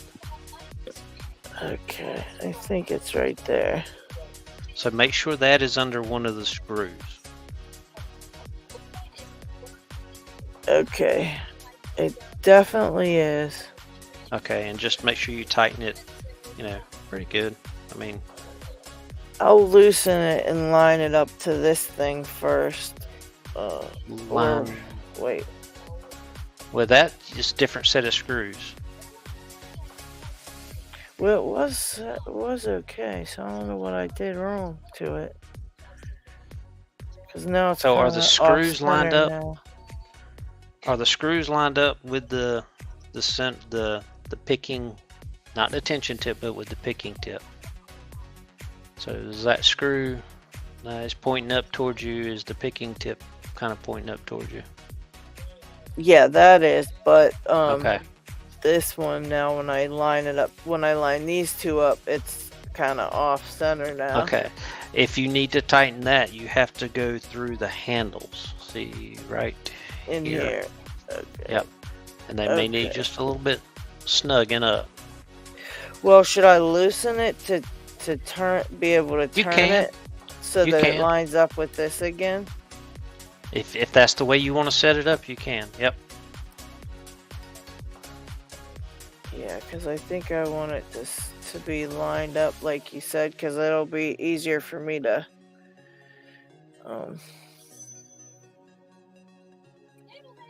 Yep, so just take your Allen wrench and stick it all through the handle and loosen them up, and just turn that gently.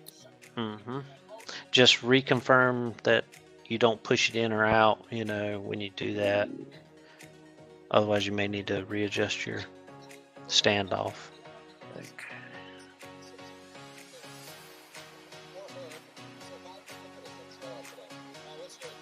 We measure it.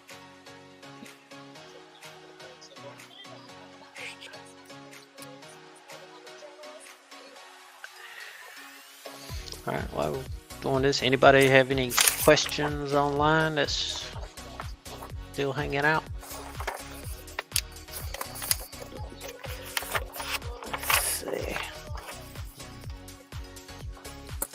Hey, Lockheed, you off for the rest of the day?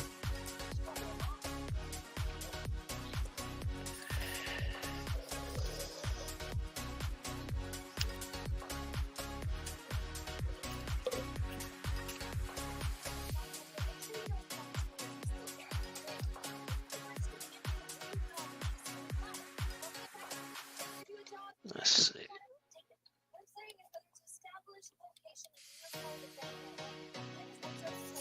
Okay. Hopefully that will. And yeah. I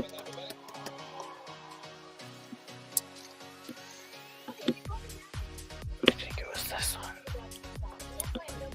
See if I can get this one picked.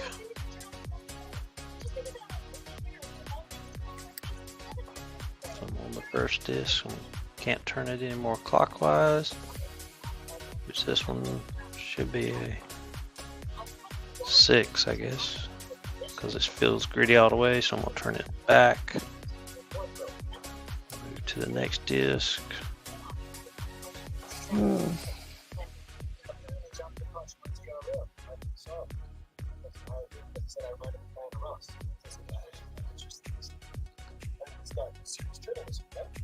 Okay, I can't turn clockwise, so I know I'm on the disc.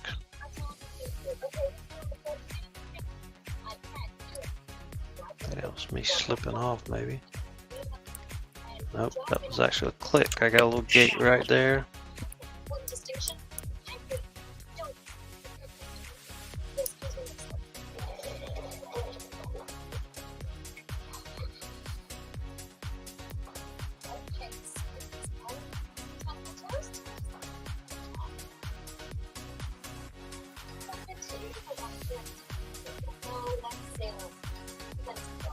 This one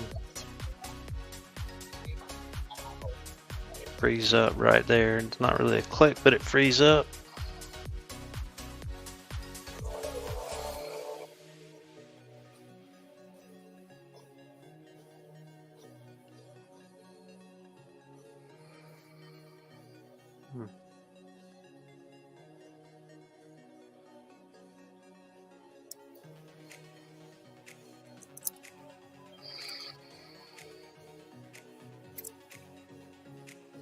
Uh-oh.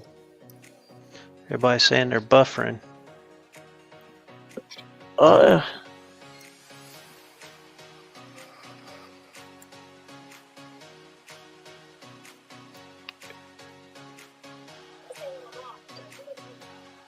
Okay, I think I got it together.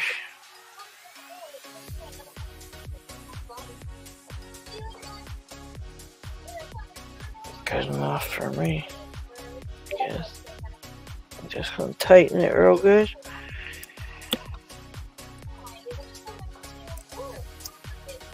Hopefully I'll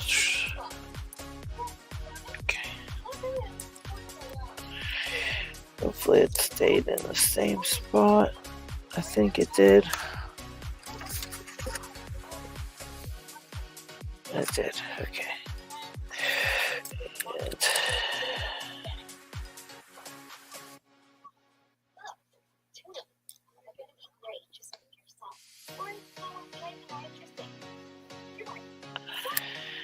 And And I see.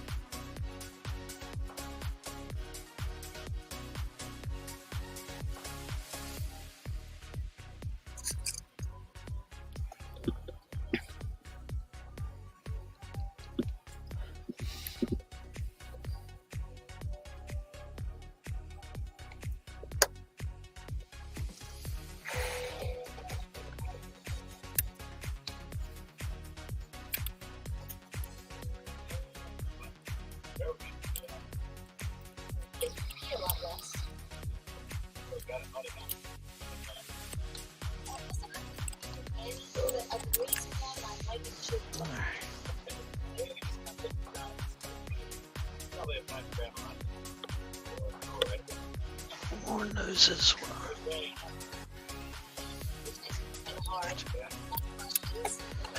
Yeah. Thank you. Hmm. You fucker.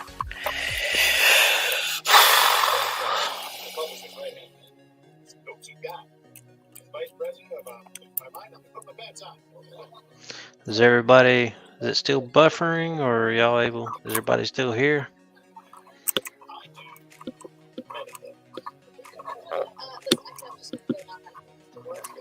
Do you hear me okay, LadyLocks? Yep, I can hear you. Okay. Yeah. Okay, let me try this again. My, I'm terrible with this. I just want to make sure it's back to how it was, to where it was only tensioning the one disc, and I keep turning everything. Thank you, Downfall. So stupid. Let's see. Good God. So, and like I said, you may be better vertical versus horizontal.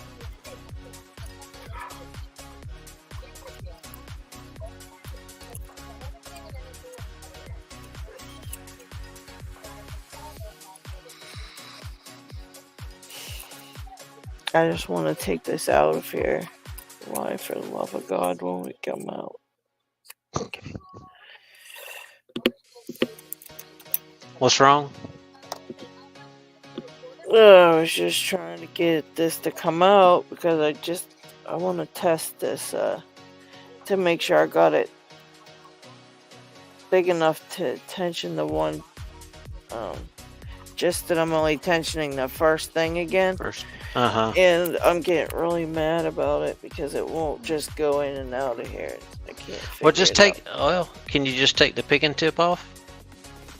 Yeah, that's what I should have did.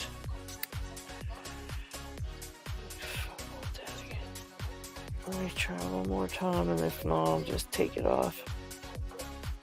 Oh man, are y'all? I know Brett and Lockheed are overseas. I don't. To May, I'm not sure. Are you in the States or are you?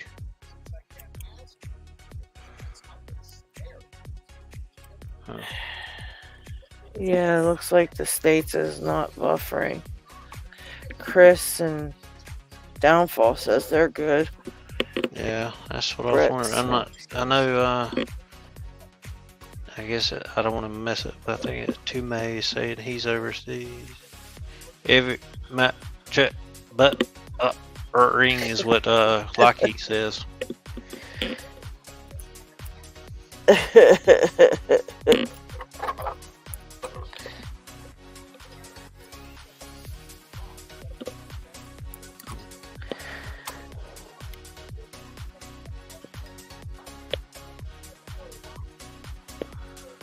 Let's see.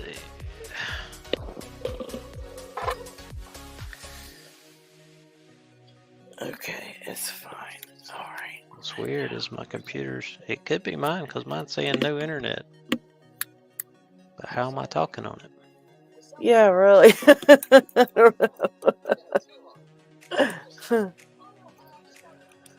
Oh, don't know. Yeah, because I can hear you fine. Huh.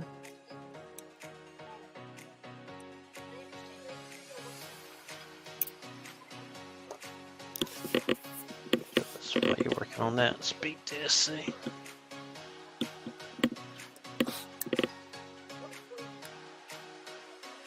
Okay.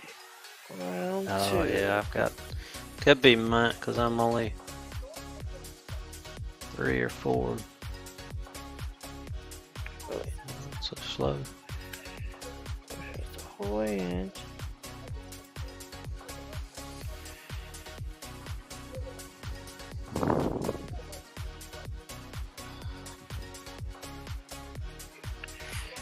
Okay, so yeah, maybe I'll try up and downwards and see how that works.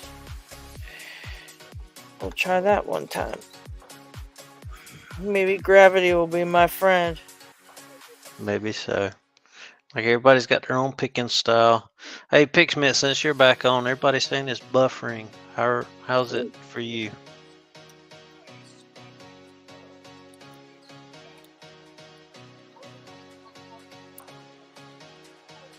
Or is it buffering?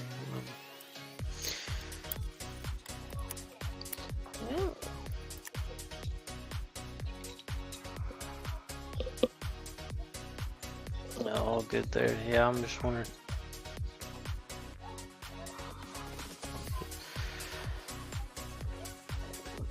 Not sure how. Okay. Oh, so he's been. Yeah, I guess like he says, if it's oversee things, maybe it's just the it'll be better on the replay if anybody watches it. But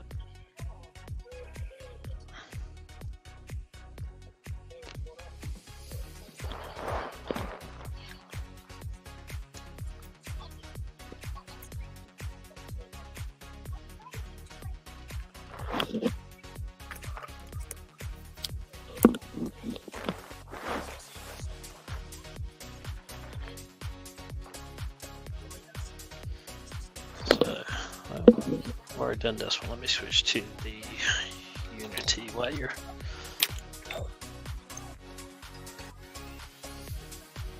Are you still setting up, or are you picking?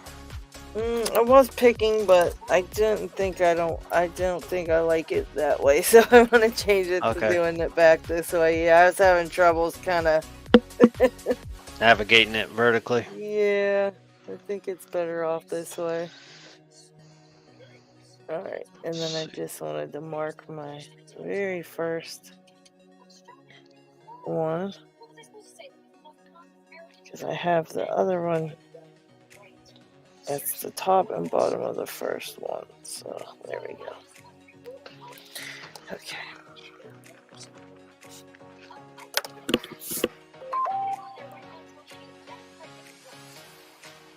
Okay.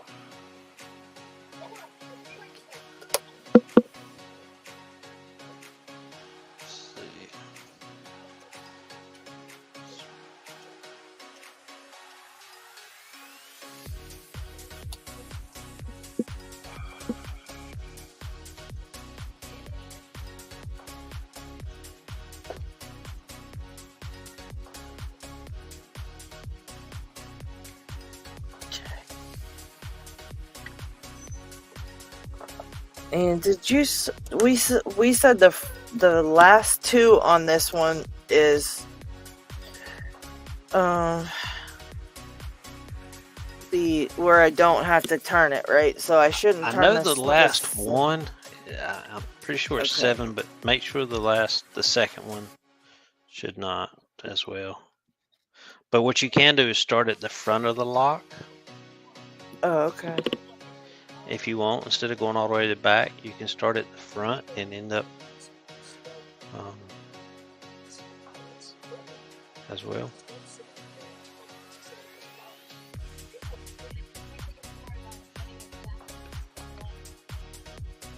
Oops.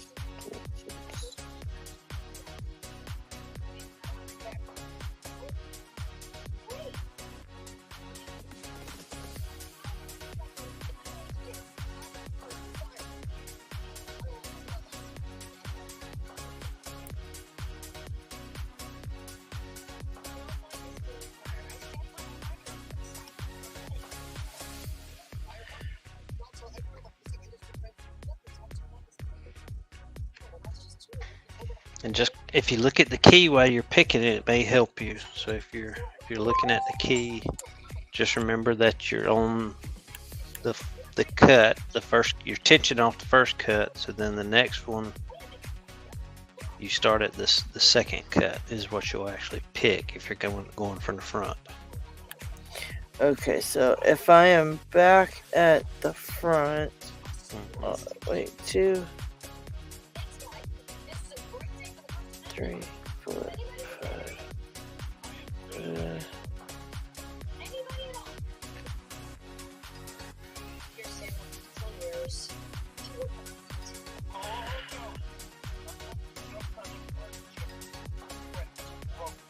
So, Just saying stuff thrown at your hip.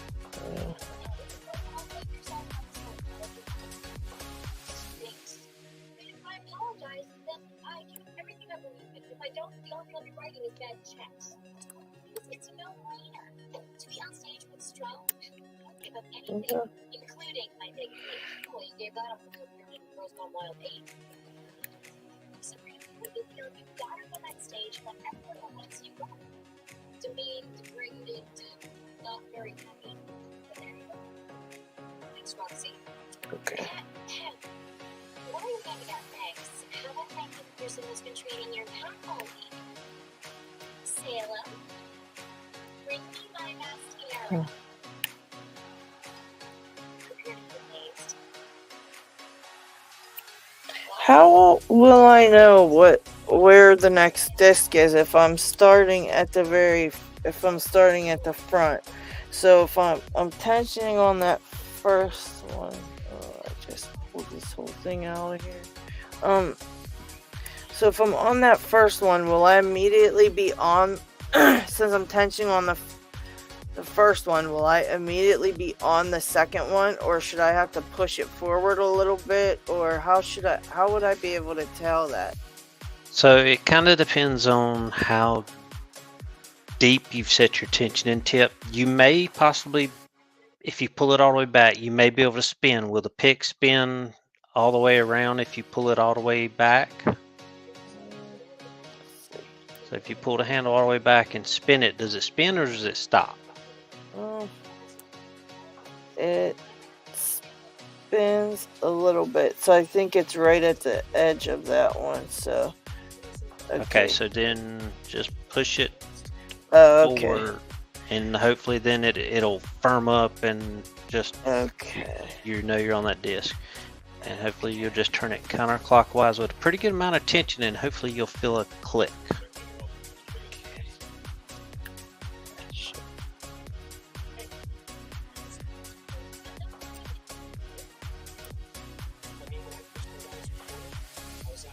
It's hard to keep it on the right thing.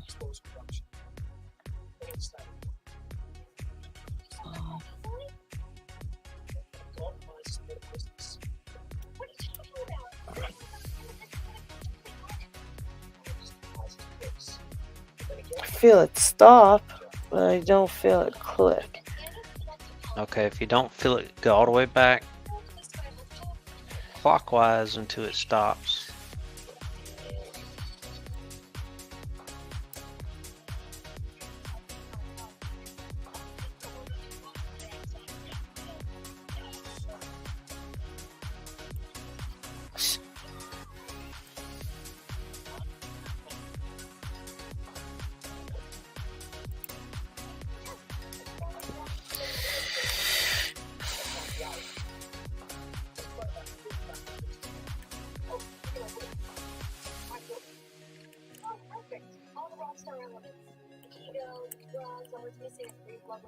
J-Lo. I'm allergic to the fire. I still have a tiny short of dignity locked in my spleen. Oops, there it goes. Well, go on. Let the girls speak, okay? Oh, I had an idea. No, I'm sorry. I'm a wolf. Thank you. That's great. Oh, that's it. Forget it. I'm not apologizing. I'm not. Thank me on stage. Feeling any clicks? Or it may not be a click. It may just feel like all of a sudden it frees up just for a little bit. Okay. Let's see if I can get it up.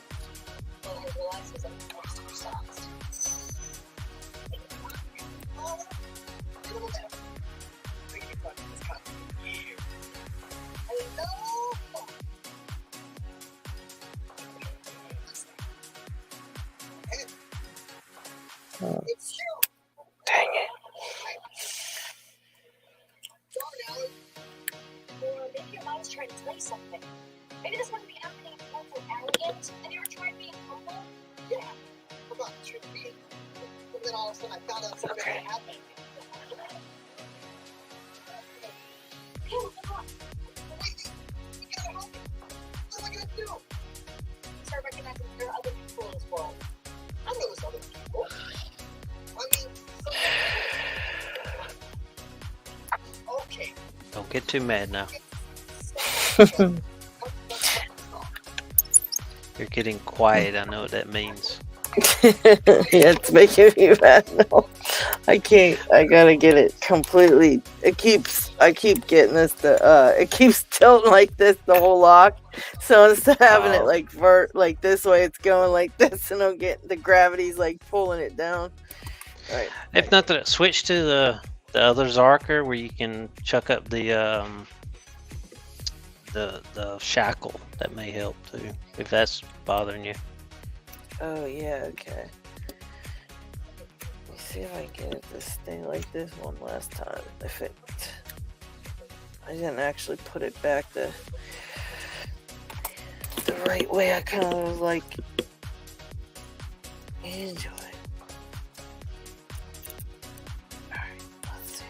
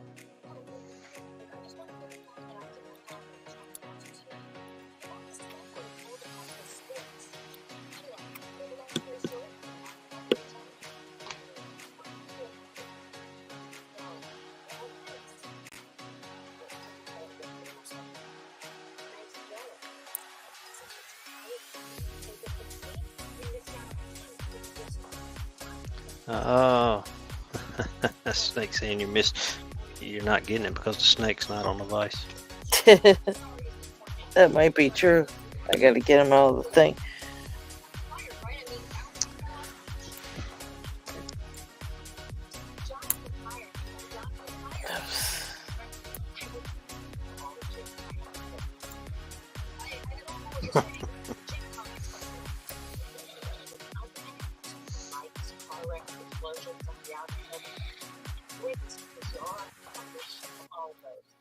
I'm going to look forward every day to see what kind of disaster it comes up. Oh, you have no idea. I am like an earthquake in Legoland. There's this one time when it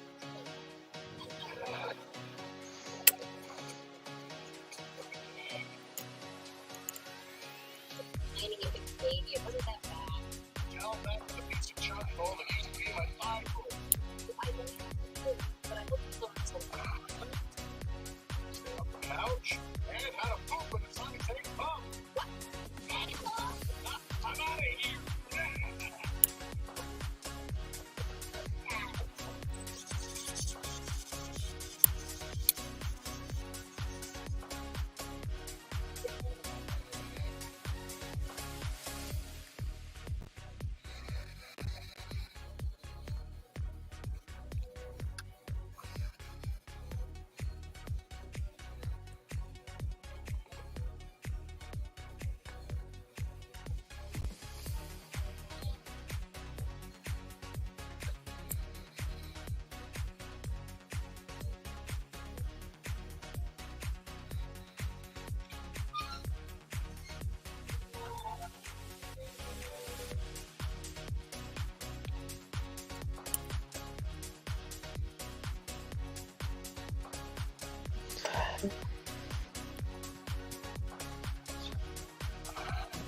What you feeling?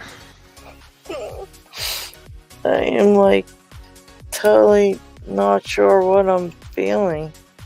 Okay. You I'm want to start on feeling the? it kind of. I'm try feeling it. Oops, go ahead. You want to try a different one? I just want to see if I can feel when it's getting to where it's supposed to, or whether I've turned it as far as it'll go. Like, I'm not sure how to tell.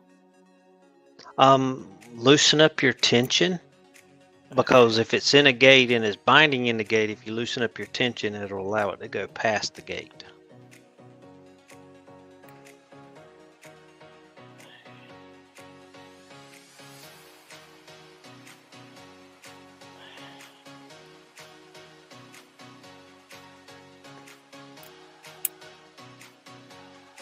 Okay.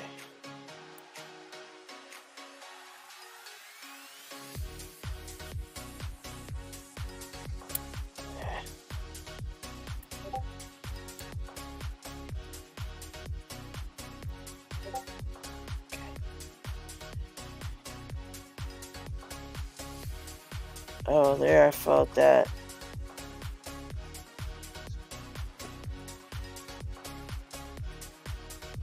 I felt that. I think I might have got that one. But, no.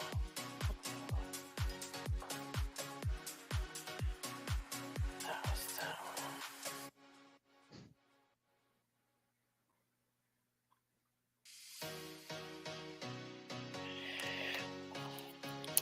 This one.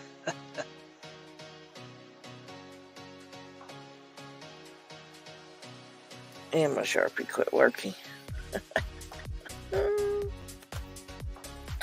Oh my gosh. Okay. Oops. Oops.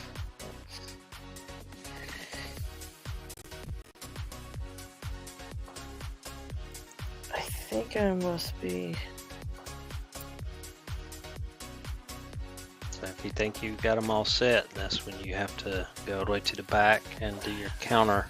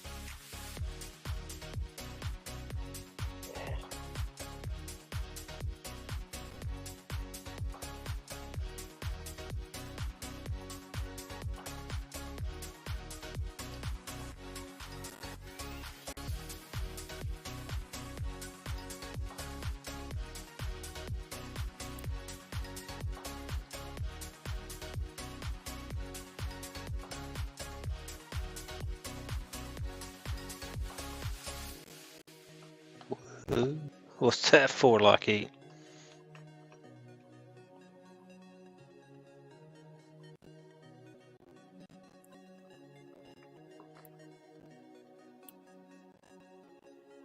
$12 gauge breacher rounds.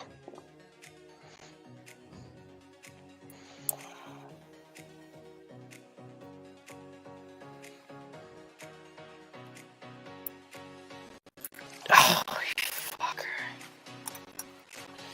Okay. All right, take a break.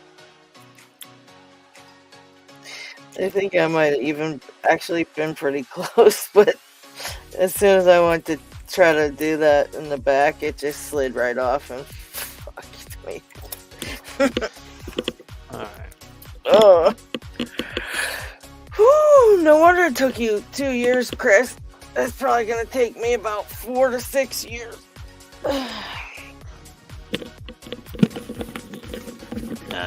We'll get you. It may not be today, but we'll get you in one.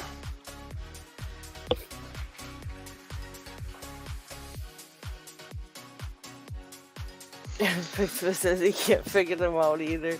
Yeah, they're horrible. It's Chuck opens his 20th block today and LadyLocks is guessing.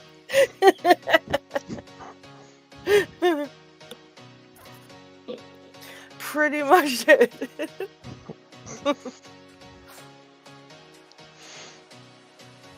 Oh, goodness gracious. What? Let's see. What does everybody have to say out there? Beep, beep, beep, beep, beep, beep. That's right. That's correct.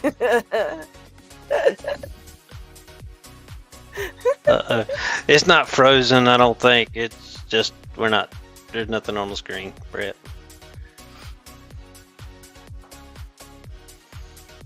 LadyLocks is taking a breather before she launches it in orbit.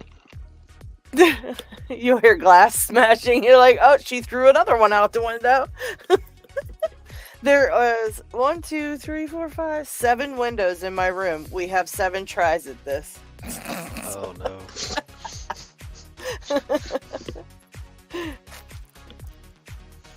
You feel like giving it one more try, or what you want to do? I think when I loosened up the tension, I really was able to feel it actually go into that gate, because I think I was using too hard of tension on it. Okay. But then I felt it kind of like it was turning, and then all of a sudden it just went really super loose, but it didn't slide off. Like, I knew what that felt like because I slid off about 20,000 times, but this time it felt like it actually was spinning, and then it like kind of got real easy, you know. So I think it might have hit the gates those times. But I kept thinking, oh, I've only picked a few, but that would have been about right, because if there's 7 in here and 2 of them are the the ones I didn't pick, right, then that would have been about right. But yeah, so. But I will say I think that was, now that I'm looking at the key, it looks about, because I didn't spin these too far at all, so that seems about right. And then yeah, these don't take as much turning as the abloys. I mean, it's just a small turn and they'll hit a gate. Oh, but my question is, wait a minute. Wait. So when I'm actually using the handle part at the very end to turn, I'm actually turning the first disc with that. Is that right? When you say first disc, and which handle? Or when I actually had it in there and then I was holding my tension here and I turned this, it's actually turning this very first one that I was. Correct. So it wouldn't have had to go far. So it would have been pretty close. Okay. Right, yeah, because you're on the first disc. You're tensioning off the first disc, and depending on how deep you set it, sometimes you'll be right at the second disc, and you may not be able to go in between the first and second disc. Right. And then sometimes you can have it set so you can go in between them and spin. And if you're real shallow, what'll happen? If you're gonna start again, let's start on the Unity. Oh wait. If you feel like doing it, but we need to set your pickup a little different. It is a front tensioning, so you do not have to counter rotate it at all. So if you get it picked, it opens. But you do have to change your picking tip a lot deeper. Or the tensioning tip, sorry. So you'll need your Allen wrench.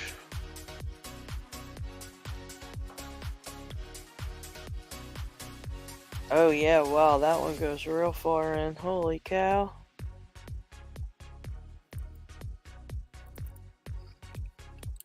I don't know if I should switch it or if I should keep practicing, because I felt like I was really close on this That's one. up to you. I mean, you can do either one, but if the Unity is front tension, and you won't have to worry about counter rotating it, but yeah, that's. I think I'll be okay doing it now that I understand what I'm actually doing when I'm counter rotating it. But maybe I should switch though, because I don't want to. I don't know how I slid off of that so bad. Oh, when you try to counter rotate, you're going to slip off. It's just trying to keep your tip placed and get right back on it. It does get frustrating. Okay. It is a little touch and go at that. I might have actually been able to do it, but Dang, I'm so stupid. Okay. So I just got to, I guess maybe I will try this other one maybe then. Because It's up to then you. I'll at I mean, least know if I'm close to what I'm trying to think if I... do you have the Allen wrench and everything right there? Yeah, I'm just trying to think if I should know that I was trying to kind of picking up the feedback Oh, on if you're this picking other that one up, you can continue on it. Yeah, let me try a couple more times, Okay. or at And least one more time. yeah, just try it and kind of tell me what you're feeling. Maybe I can, and where you're starting, and we'll just. I'm not even gonna pick. I'm gonna watch you, and if you want to, kind of tell me what you feel. I wish my Sharpie was working nicely. It was working, and then it, of course, quit on me when I need it the most. And the other one I have is like the it's not a fine tip. It's not a fine tip. So I don't want to really mark it up. Yeah. Yeah. Well, it is kind of small. I might be able to do it. We'll see. So. But I don't think it's as bad as I think it's. I almost was close. Really so have you got everything rotated first, or just making sure? Yeah. Okay. Are you gonna pick from the front or the back? I was starting the back again. Okay. Get it back there.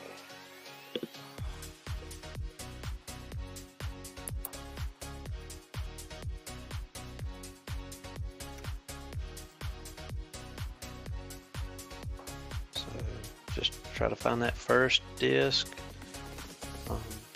You can rotate it, but we're pretty sure it's going to be fully, and then try to move to the second one. One thing you can keep in mind is to tell when you slip in between, you should be able to spin 90 degrees and push each direction and not be able to go anywhere, because you should be hitting a disc and hitting a disc.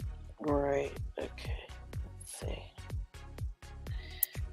Okay, so this should be the next one. Yeah, I think it may, but just check and see if you go fully counter and it just feels gritty the whole way.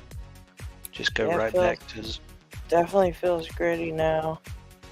Okay. It got kind of loose right here. Is that at the end to the full clockwise? I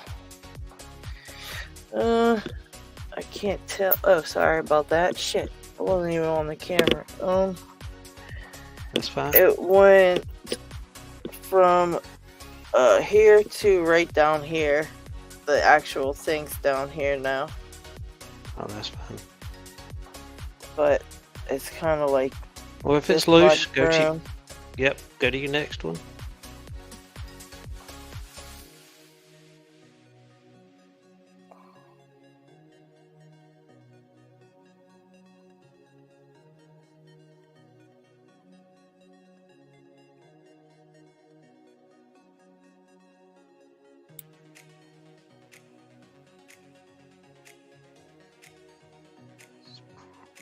Probably two, I'm guessing that And was. then right there it got loose again.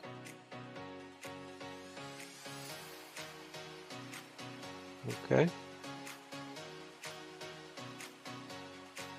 I can find it. Yeah, it's like right here. Shit.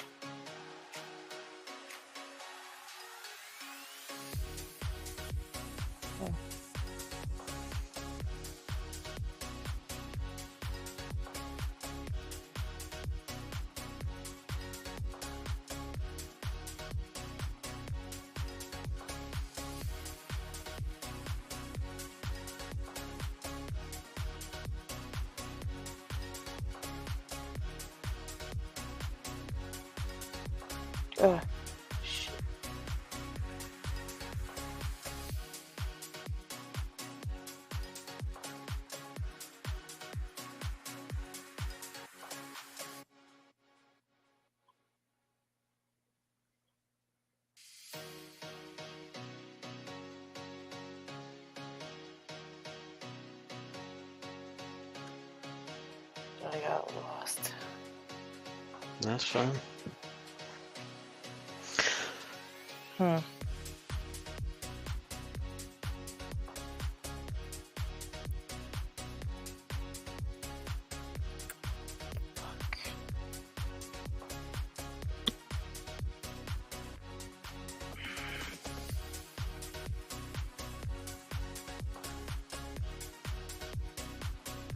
Trying to figure out where I'm at.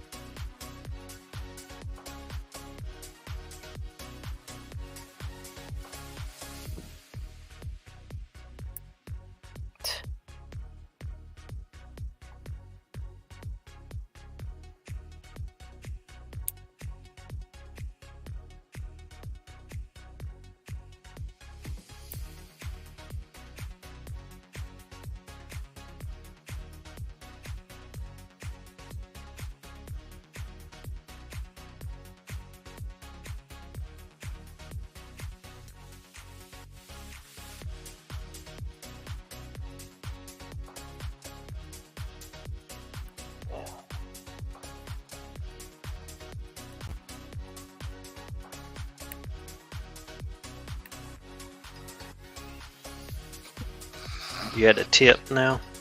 I think maybe, but I'm so confused. I think that is, but I think I missed a bunch of stuff. I'm not really sure what's happening. I keep can going just- too far. Yeah, I think you're turning, because a lot of the, like I said, you don't have to turn them but a few degrees to hit those gates in that lock. I'm just trying to find them and turn them back and then start over, but I can't even.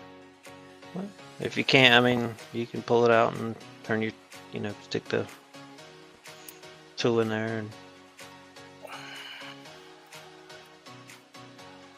There's one.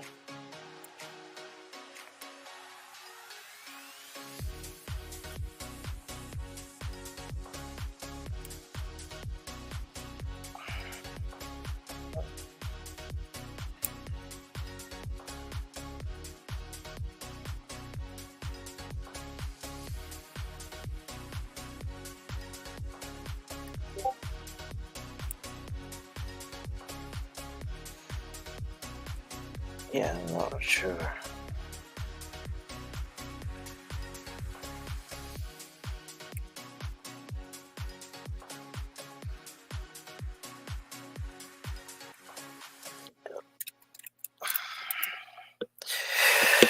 Oh my.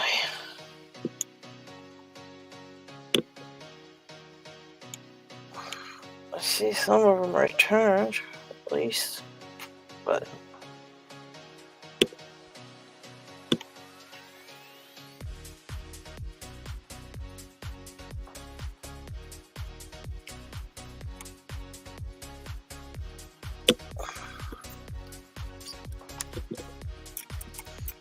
I don't want you to get too frustrated either, so. Yeah, I think I'm gonna stop for now because it's getting annoying.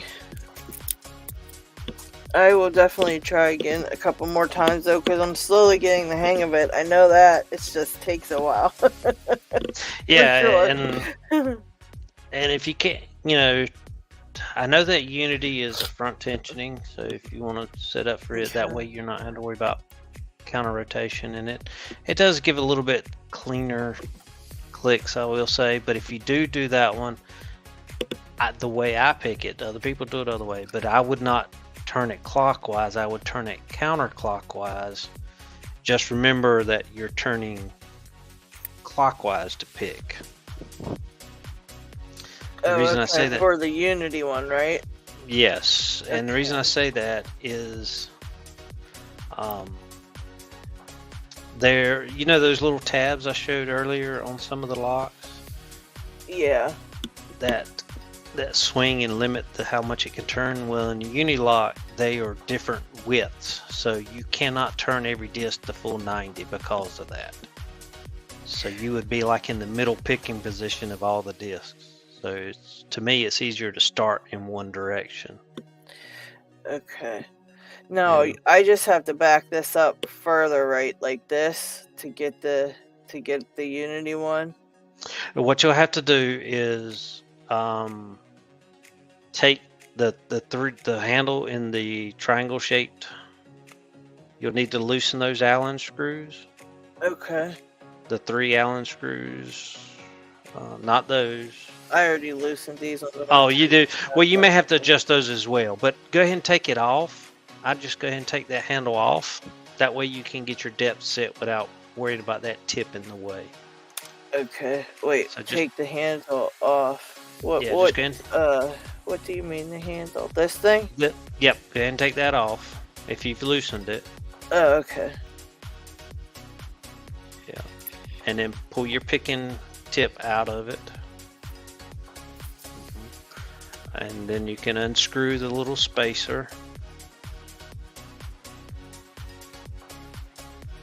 Yeah. And like right now, if you stick it down in that lock, it probably won't even hit the first disc, right? Because it's so deep. Or does it? No, it's in there. It's hitting something. It Let's is. see. Yeah, it actually hit the let's see. Let me turn it first and make sure it's doing it. And then you're going to turn them counterclockwise. Oh yeah, it hit the first 1, 2. What? Okay, it may hit melt. Go 3? ahead and screw. Yeah, First okay. 2. Maybe I did set it up for the Unity. I can't. So go ahead and screw that. Turn them back clockwise and screw that spacer in. The thinnest one, and screw it all the way down.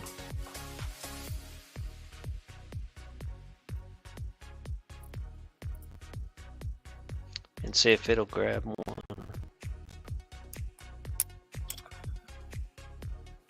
Did it slip off? It did, but it was on. Looks like 1. Let me turn this back. I'm having a hard time seeing if it's 1 or 2 here. Hold on. Well, I'm wondering if you slipped off, you probably just are touching that first disc.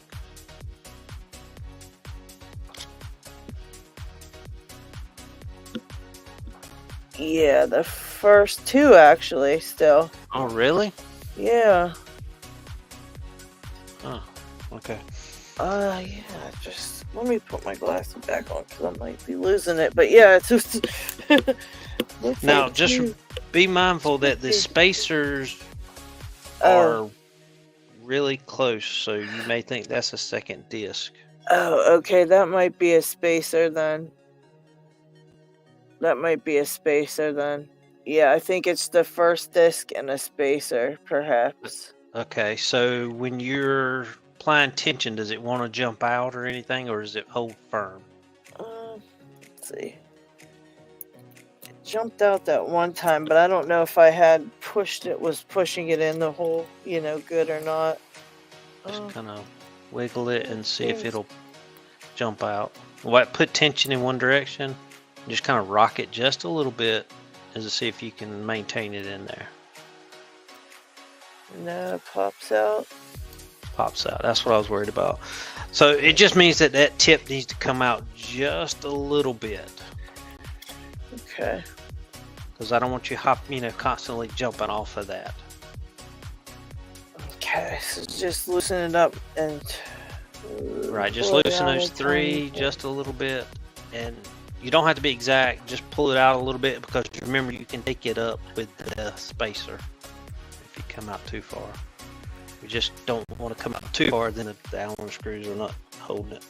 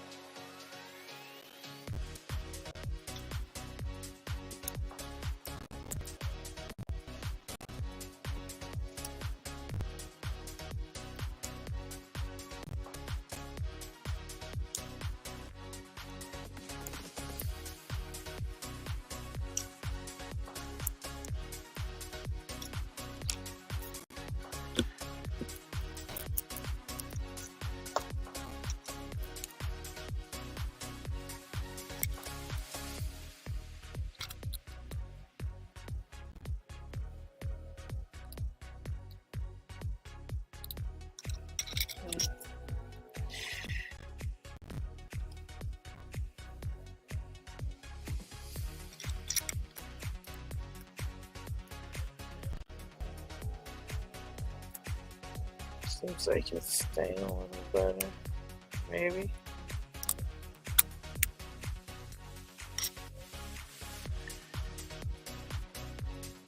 Well.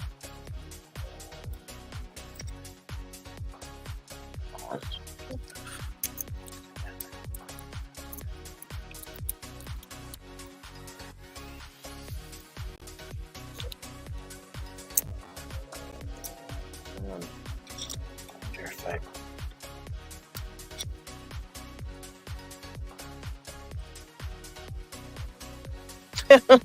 Okay. Yeah, I pulled it out and it's picking up less now. That makes perfect sense. Okay. Yeah, I'm not really sure what's going on here. Yeah. Oh my goodness gracious. Don't know why it's not even picking up the spacer now. It's just picking Well, up the spacer shouldn't turn. I mean, it stays fixed. So. Oh well, it's only doing one disc now. Then I'm just leaving it. Okay, that's If it fine. So doesn't whenever you work, get it, then I'll you know, just do the other one. do what? Yeah, if it just keeps popping out or something, I'll just switch back to using the other, doing the other lock, I guess. So, I mean, there's been a couple tips. Brett Suck said, I don't know if you saw him, said that he feels like he gets more feedback when it's in hand. Okay. Yeah, I Let's might see. try that. And with that, that triangle, it's a little bit easier. It's almost like holding the sparrows, but I think it's a little bit more. You can actually get 3 fingers on it when you're in hand, I think, versus like the sparrows, you only had the 2. Oh yeah, for sure. Because I think I could. Well, I don't know. Because I think if I do it in hand, I can actually I can put a finger over one of them and push and kind of get a fairly good grip with that triangle shape. So.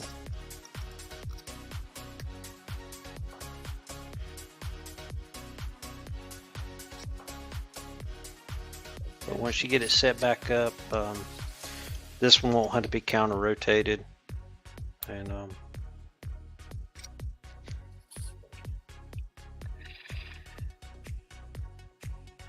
I guess as long as I'll see what happens. I don't know. there should be, like I said, do you have that? Now the other tip, there was 2 tips, right? Yeah. Is that the? Let's see. Is it? Could you tell a difference in the 2? There was a thin shaft and a thicker shaft. Yeah, this one here is the thinner one. That's the thinner shaft?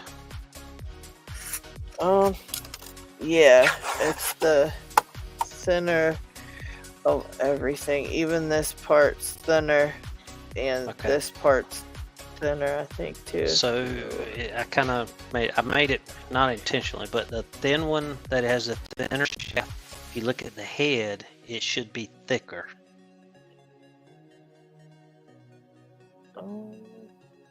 It's hard to tell. It's like difference between 0.4 and 0.6 millimeter. Not the actual. Yeah, this one's a little bit thicker. Yeah, this one's a little bit thicker. Right here, you mean what, like this way? Yes, but it's the thinner shaft. Yeah. Correct? Use that one. Okay. I don't know if it's thinner. It might be thinner.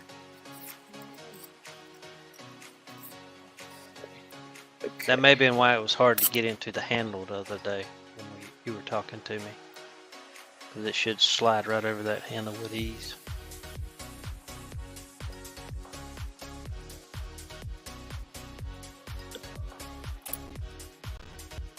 Yeah, I think this one. Yeah, this is the thicker. This part's thicker, but in this part's thicker.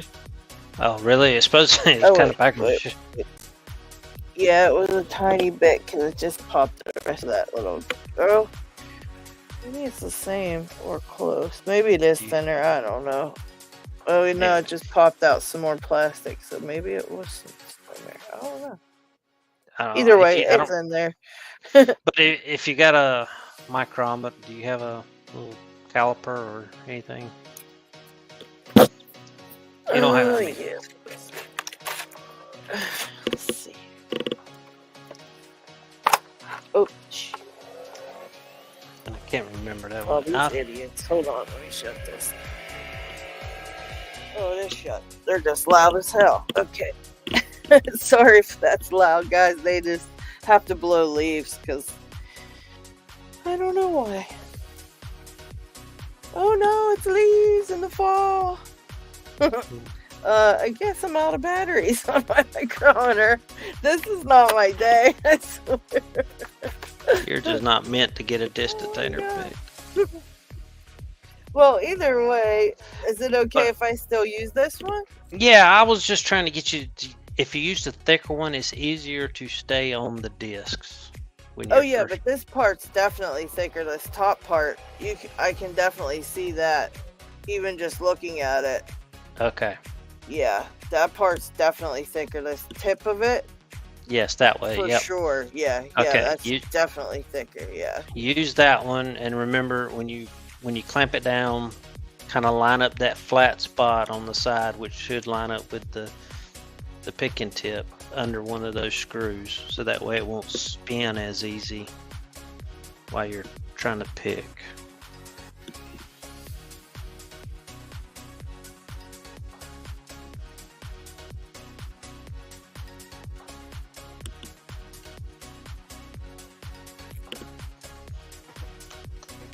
I think it's just, let's see.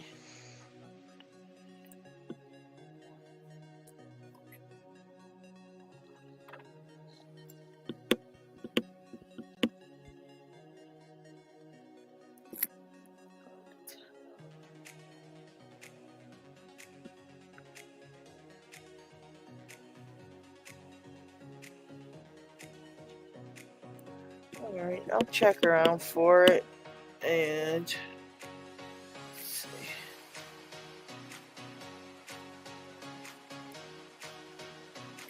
It's hard for me to see it.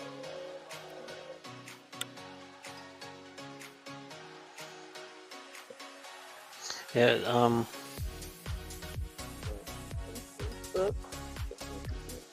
like I said, it should line up with one of the sides of the picking tip, the longer sides. It should line up. So as long as you line those up with the screw heads, it should line it up. Okay. I tried to do that to help you kind of use the screw hole if you needed to index it.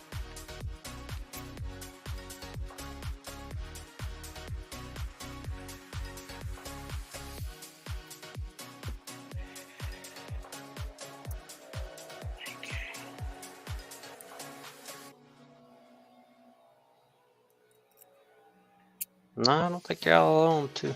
It says there's 9 people streaming it, so we're not saying much, but Oh.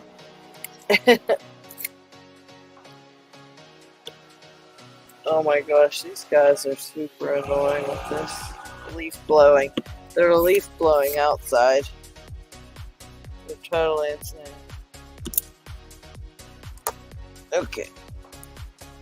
Alright, got it tightened down. And it's lined up perfectly with that. And let's see. That was for this one. the Zarker. I mean, not Zarker. The Unity. Yeah, not like I said. Those I don't like to rotate before I start picking. I do it all counterclockwise and just have to remember I pick clockwise. It's a little awkward, but if you're just getting started, it shouldn't be that bad. Alright, so just basically pick them all counterclockwise then. Or, I mean, pick them clockwise. Yes. Okay. And don't turn it back at all. Just leave them however they are, you mean? Yeah, well, Or, I when mean, you start, don't turn it or turn them all the other way, like opposite of what I was doing on the other ones. correct. So I start with Okay. those all counterclockwise, and I turn them. Okay. So definitely Clockwise. turn them, but just turn them all counter instead of clockwise. Correct. All right. And there'll be then some pick that, clockwise. yeah, there'll be some that won't have to move very much, and then there's some that will move the entire way. Okay. But I think that one, you don't have to worry about counter rotation, and you will. I think that one may give you a little bit better. It's just there's a few more discs in it compared to the Zarker, Okay. but it is Now- gettable, so you can get that one. Oh, okay. Question about this picking tip on this that it's in here now. Can I use that one for the other locks, or does those locks need the thinner one? No,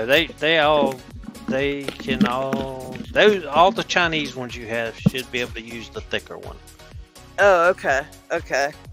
I just had All two, right. and I made two, and I'm sorry, I didn't mean to confuse you with it. I just threw it in there because I had No, made I two. just thought maybe I had to use one for, because I know sometimes the discs, like you said, they're kind of different thicknesses or whatever, and I didn't want to have the wrong thing in there and be like messing No, it up. everything I think I sent you should be able to be good with the thick one. Okay, I'll definitely try it out with this one. Oh. Yep.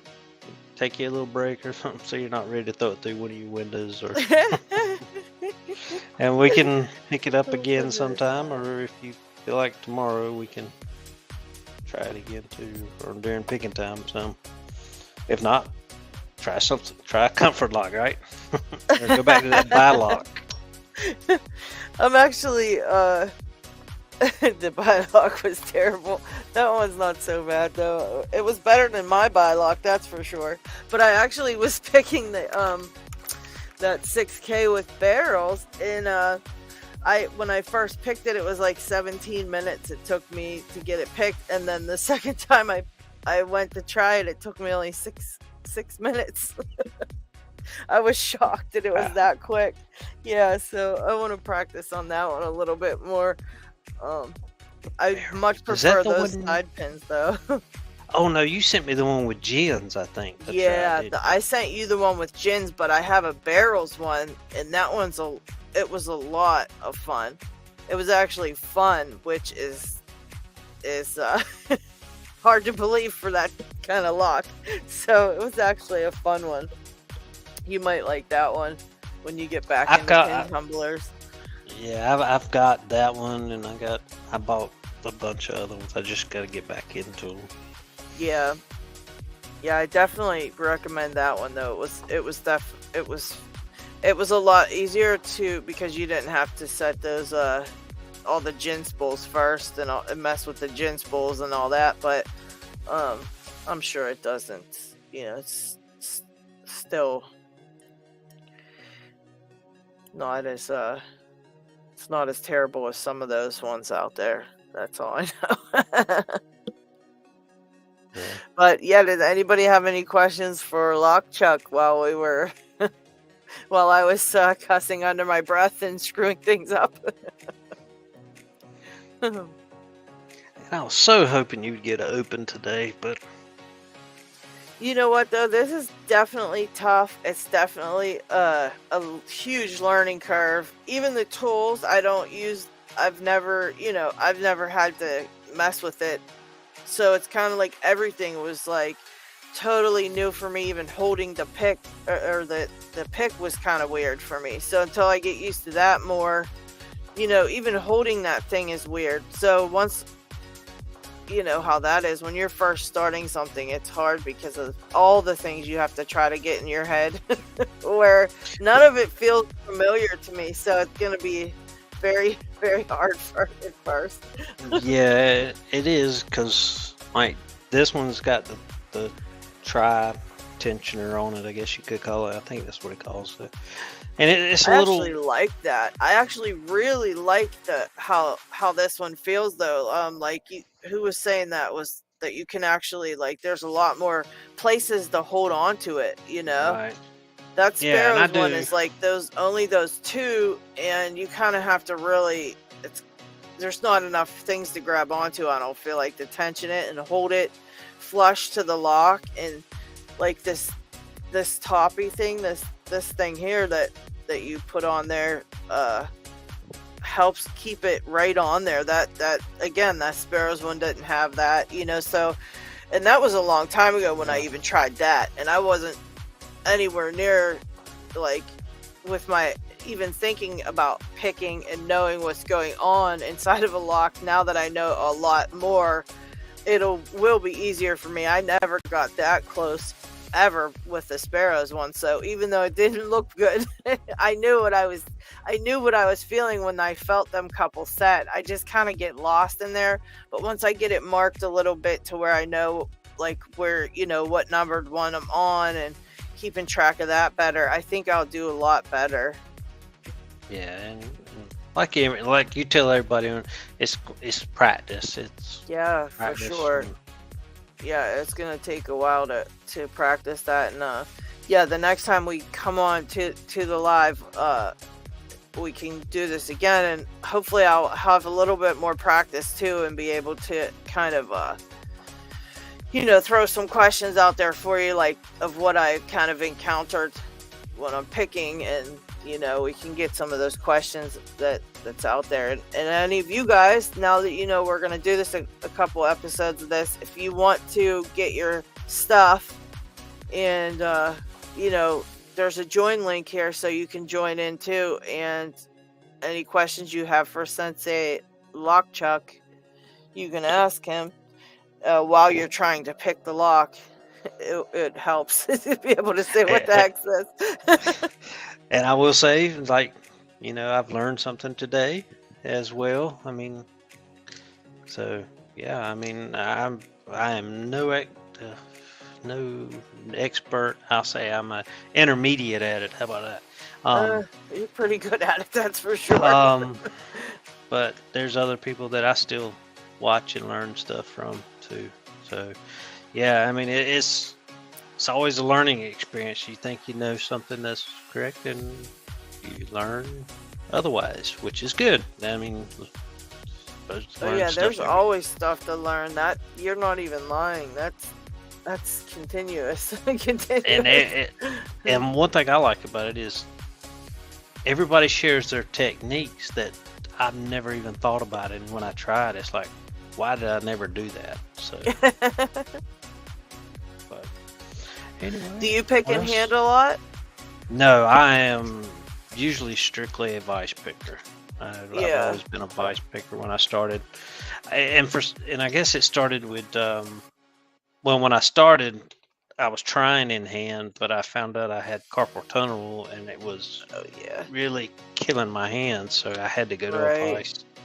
Yeah, but once I did, I felt a lot more feedback. To me, I'm kind of opposite of people. I feel more feedback when it's in the vise than I do when it's in hand. Yeah, so I definitely feel different feedback in different ways. Like you said, you know, you sometimes feel when you're holding it too in the vise, you're holding it and you still are holding on to the lock. You're just holding it in a different place, I feel like. And, you know, than you would normally hold it if you were picking it. So I think you feel just in a different place, you know, and sometimes you can pick up on different feedback easier than somebody else, you know, for sure. But yeah, guys, if you want to join up next time, feel free to bring your stuff with you and click the join link. And otherwise, you're just going to hear me swearing a lot, most likely. And poor LockChuck. he can't keep up on the beeps because it's just too many swear words. Yeah. Greg says my Nemeth 3 is a killer with the barrel spools. Yeah, I've never picked the Nemeth, although I hear they're kind of crazy with how they have to be picked and stuff. So, yeah, I found my barrel spools technique. LockChuck worked on that. The Bylock? 6K. No, the 6K. Oh, it 6K. Actually, yeah, it worked on that. To pick those just like that. I just needed a more slender pick than I did with the 600 because the 600 was more open, and with the 6K it's a little bit more closed because of the side pins and stuff being in the way. But I just got that real slender pick, and I was still able to kind of come at them around the bend a little bit, sort of, and they popped right up in there, and it was pretty easy to set. Okay, cool. Yeah, it was a lot of fun. But yeah, this is definitely going to be a learning curve for me, and I apologize, guys, that I wasn't able to dazzle you with my picking skills and pop that one right open. But I promise I'll practice, and next time, hopefully, I'll bring a little bit more skills, a little bit to the table there, and not embarrass poor LockChuck so bad. No, you're good. I mean, you're starting at the beginning. That's the way many people are, especially ones that hadn't tried it. So might as well show the good and the struggles. Yeah, for sure. I like Transit Mechanic says he can always blow it up for me. It can't be locked if it's blown in half. I like that. Yeah, I forgot who said it. Something about that's what they make 12 gauge breaching loads for. And Greg brings up the Vegemite Lock Sport Club for some reason. Yeah, there's been a lot of Vegemite talk in here. I can put the Vegemite in the lock. That's about the only place the Vegemite's going around. Yeah, I'm out on that one. I've got done it. I'm not looking to do that again. Right. I think anybody who's done it is looking for it. Unless it's Jay Gabriel or Kraken. Those guys love it. But all right. Well, thanks everyone for tuning in, and we'll try to give everyone a heads up when we do the next episode, and maybe we'll see LadyLocks get one open. Yes. Hopefully. Maybe I'll get lucky on that. Thank you guys for hanging out with us. Take care, everybody. All right, see y'all.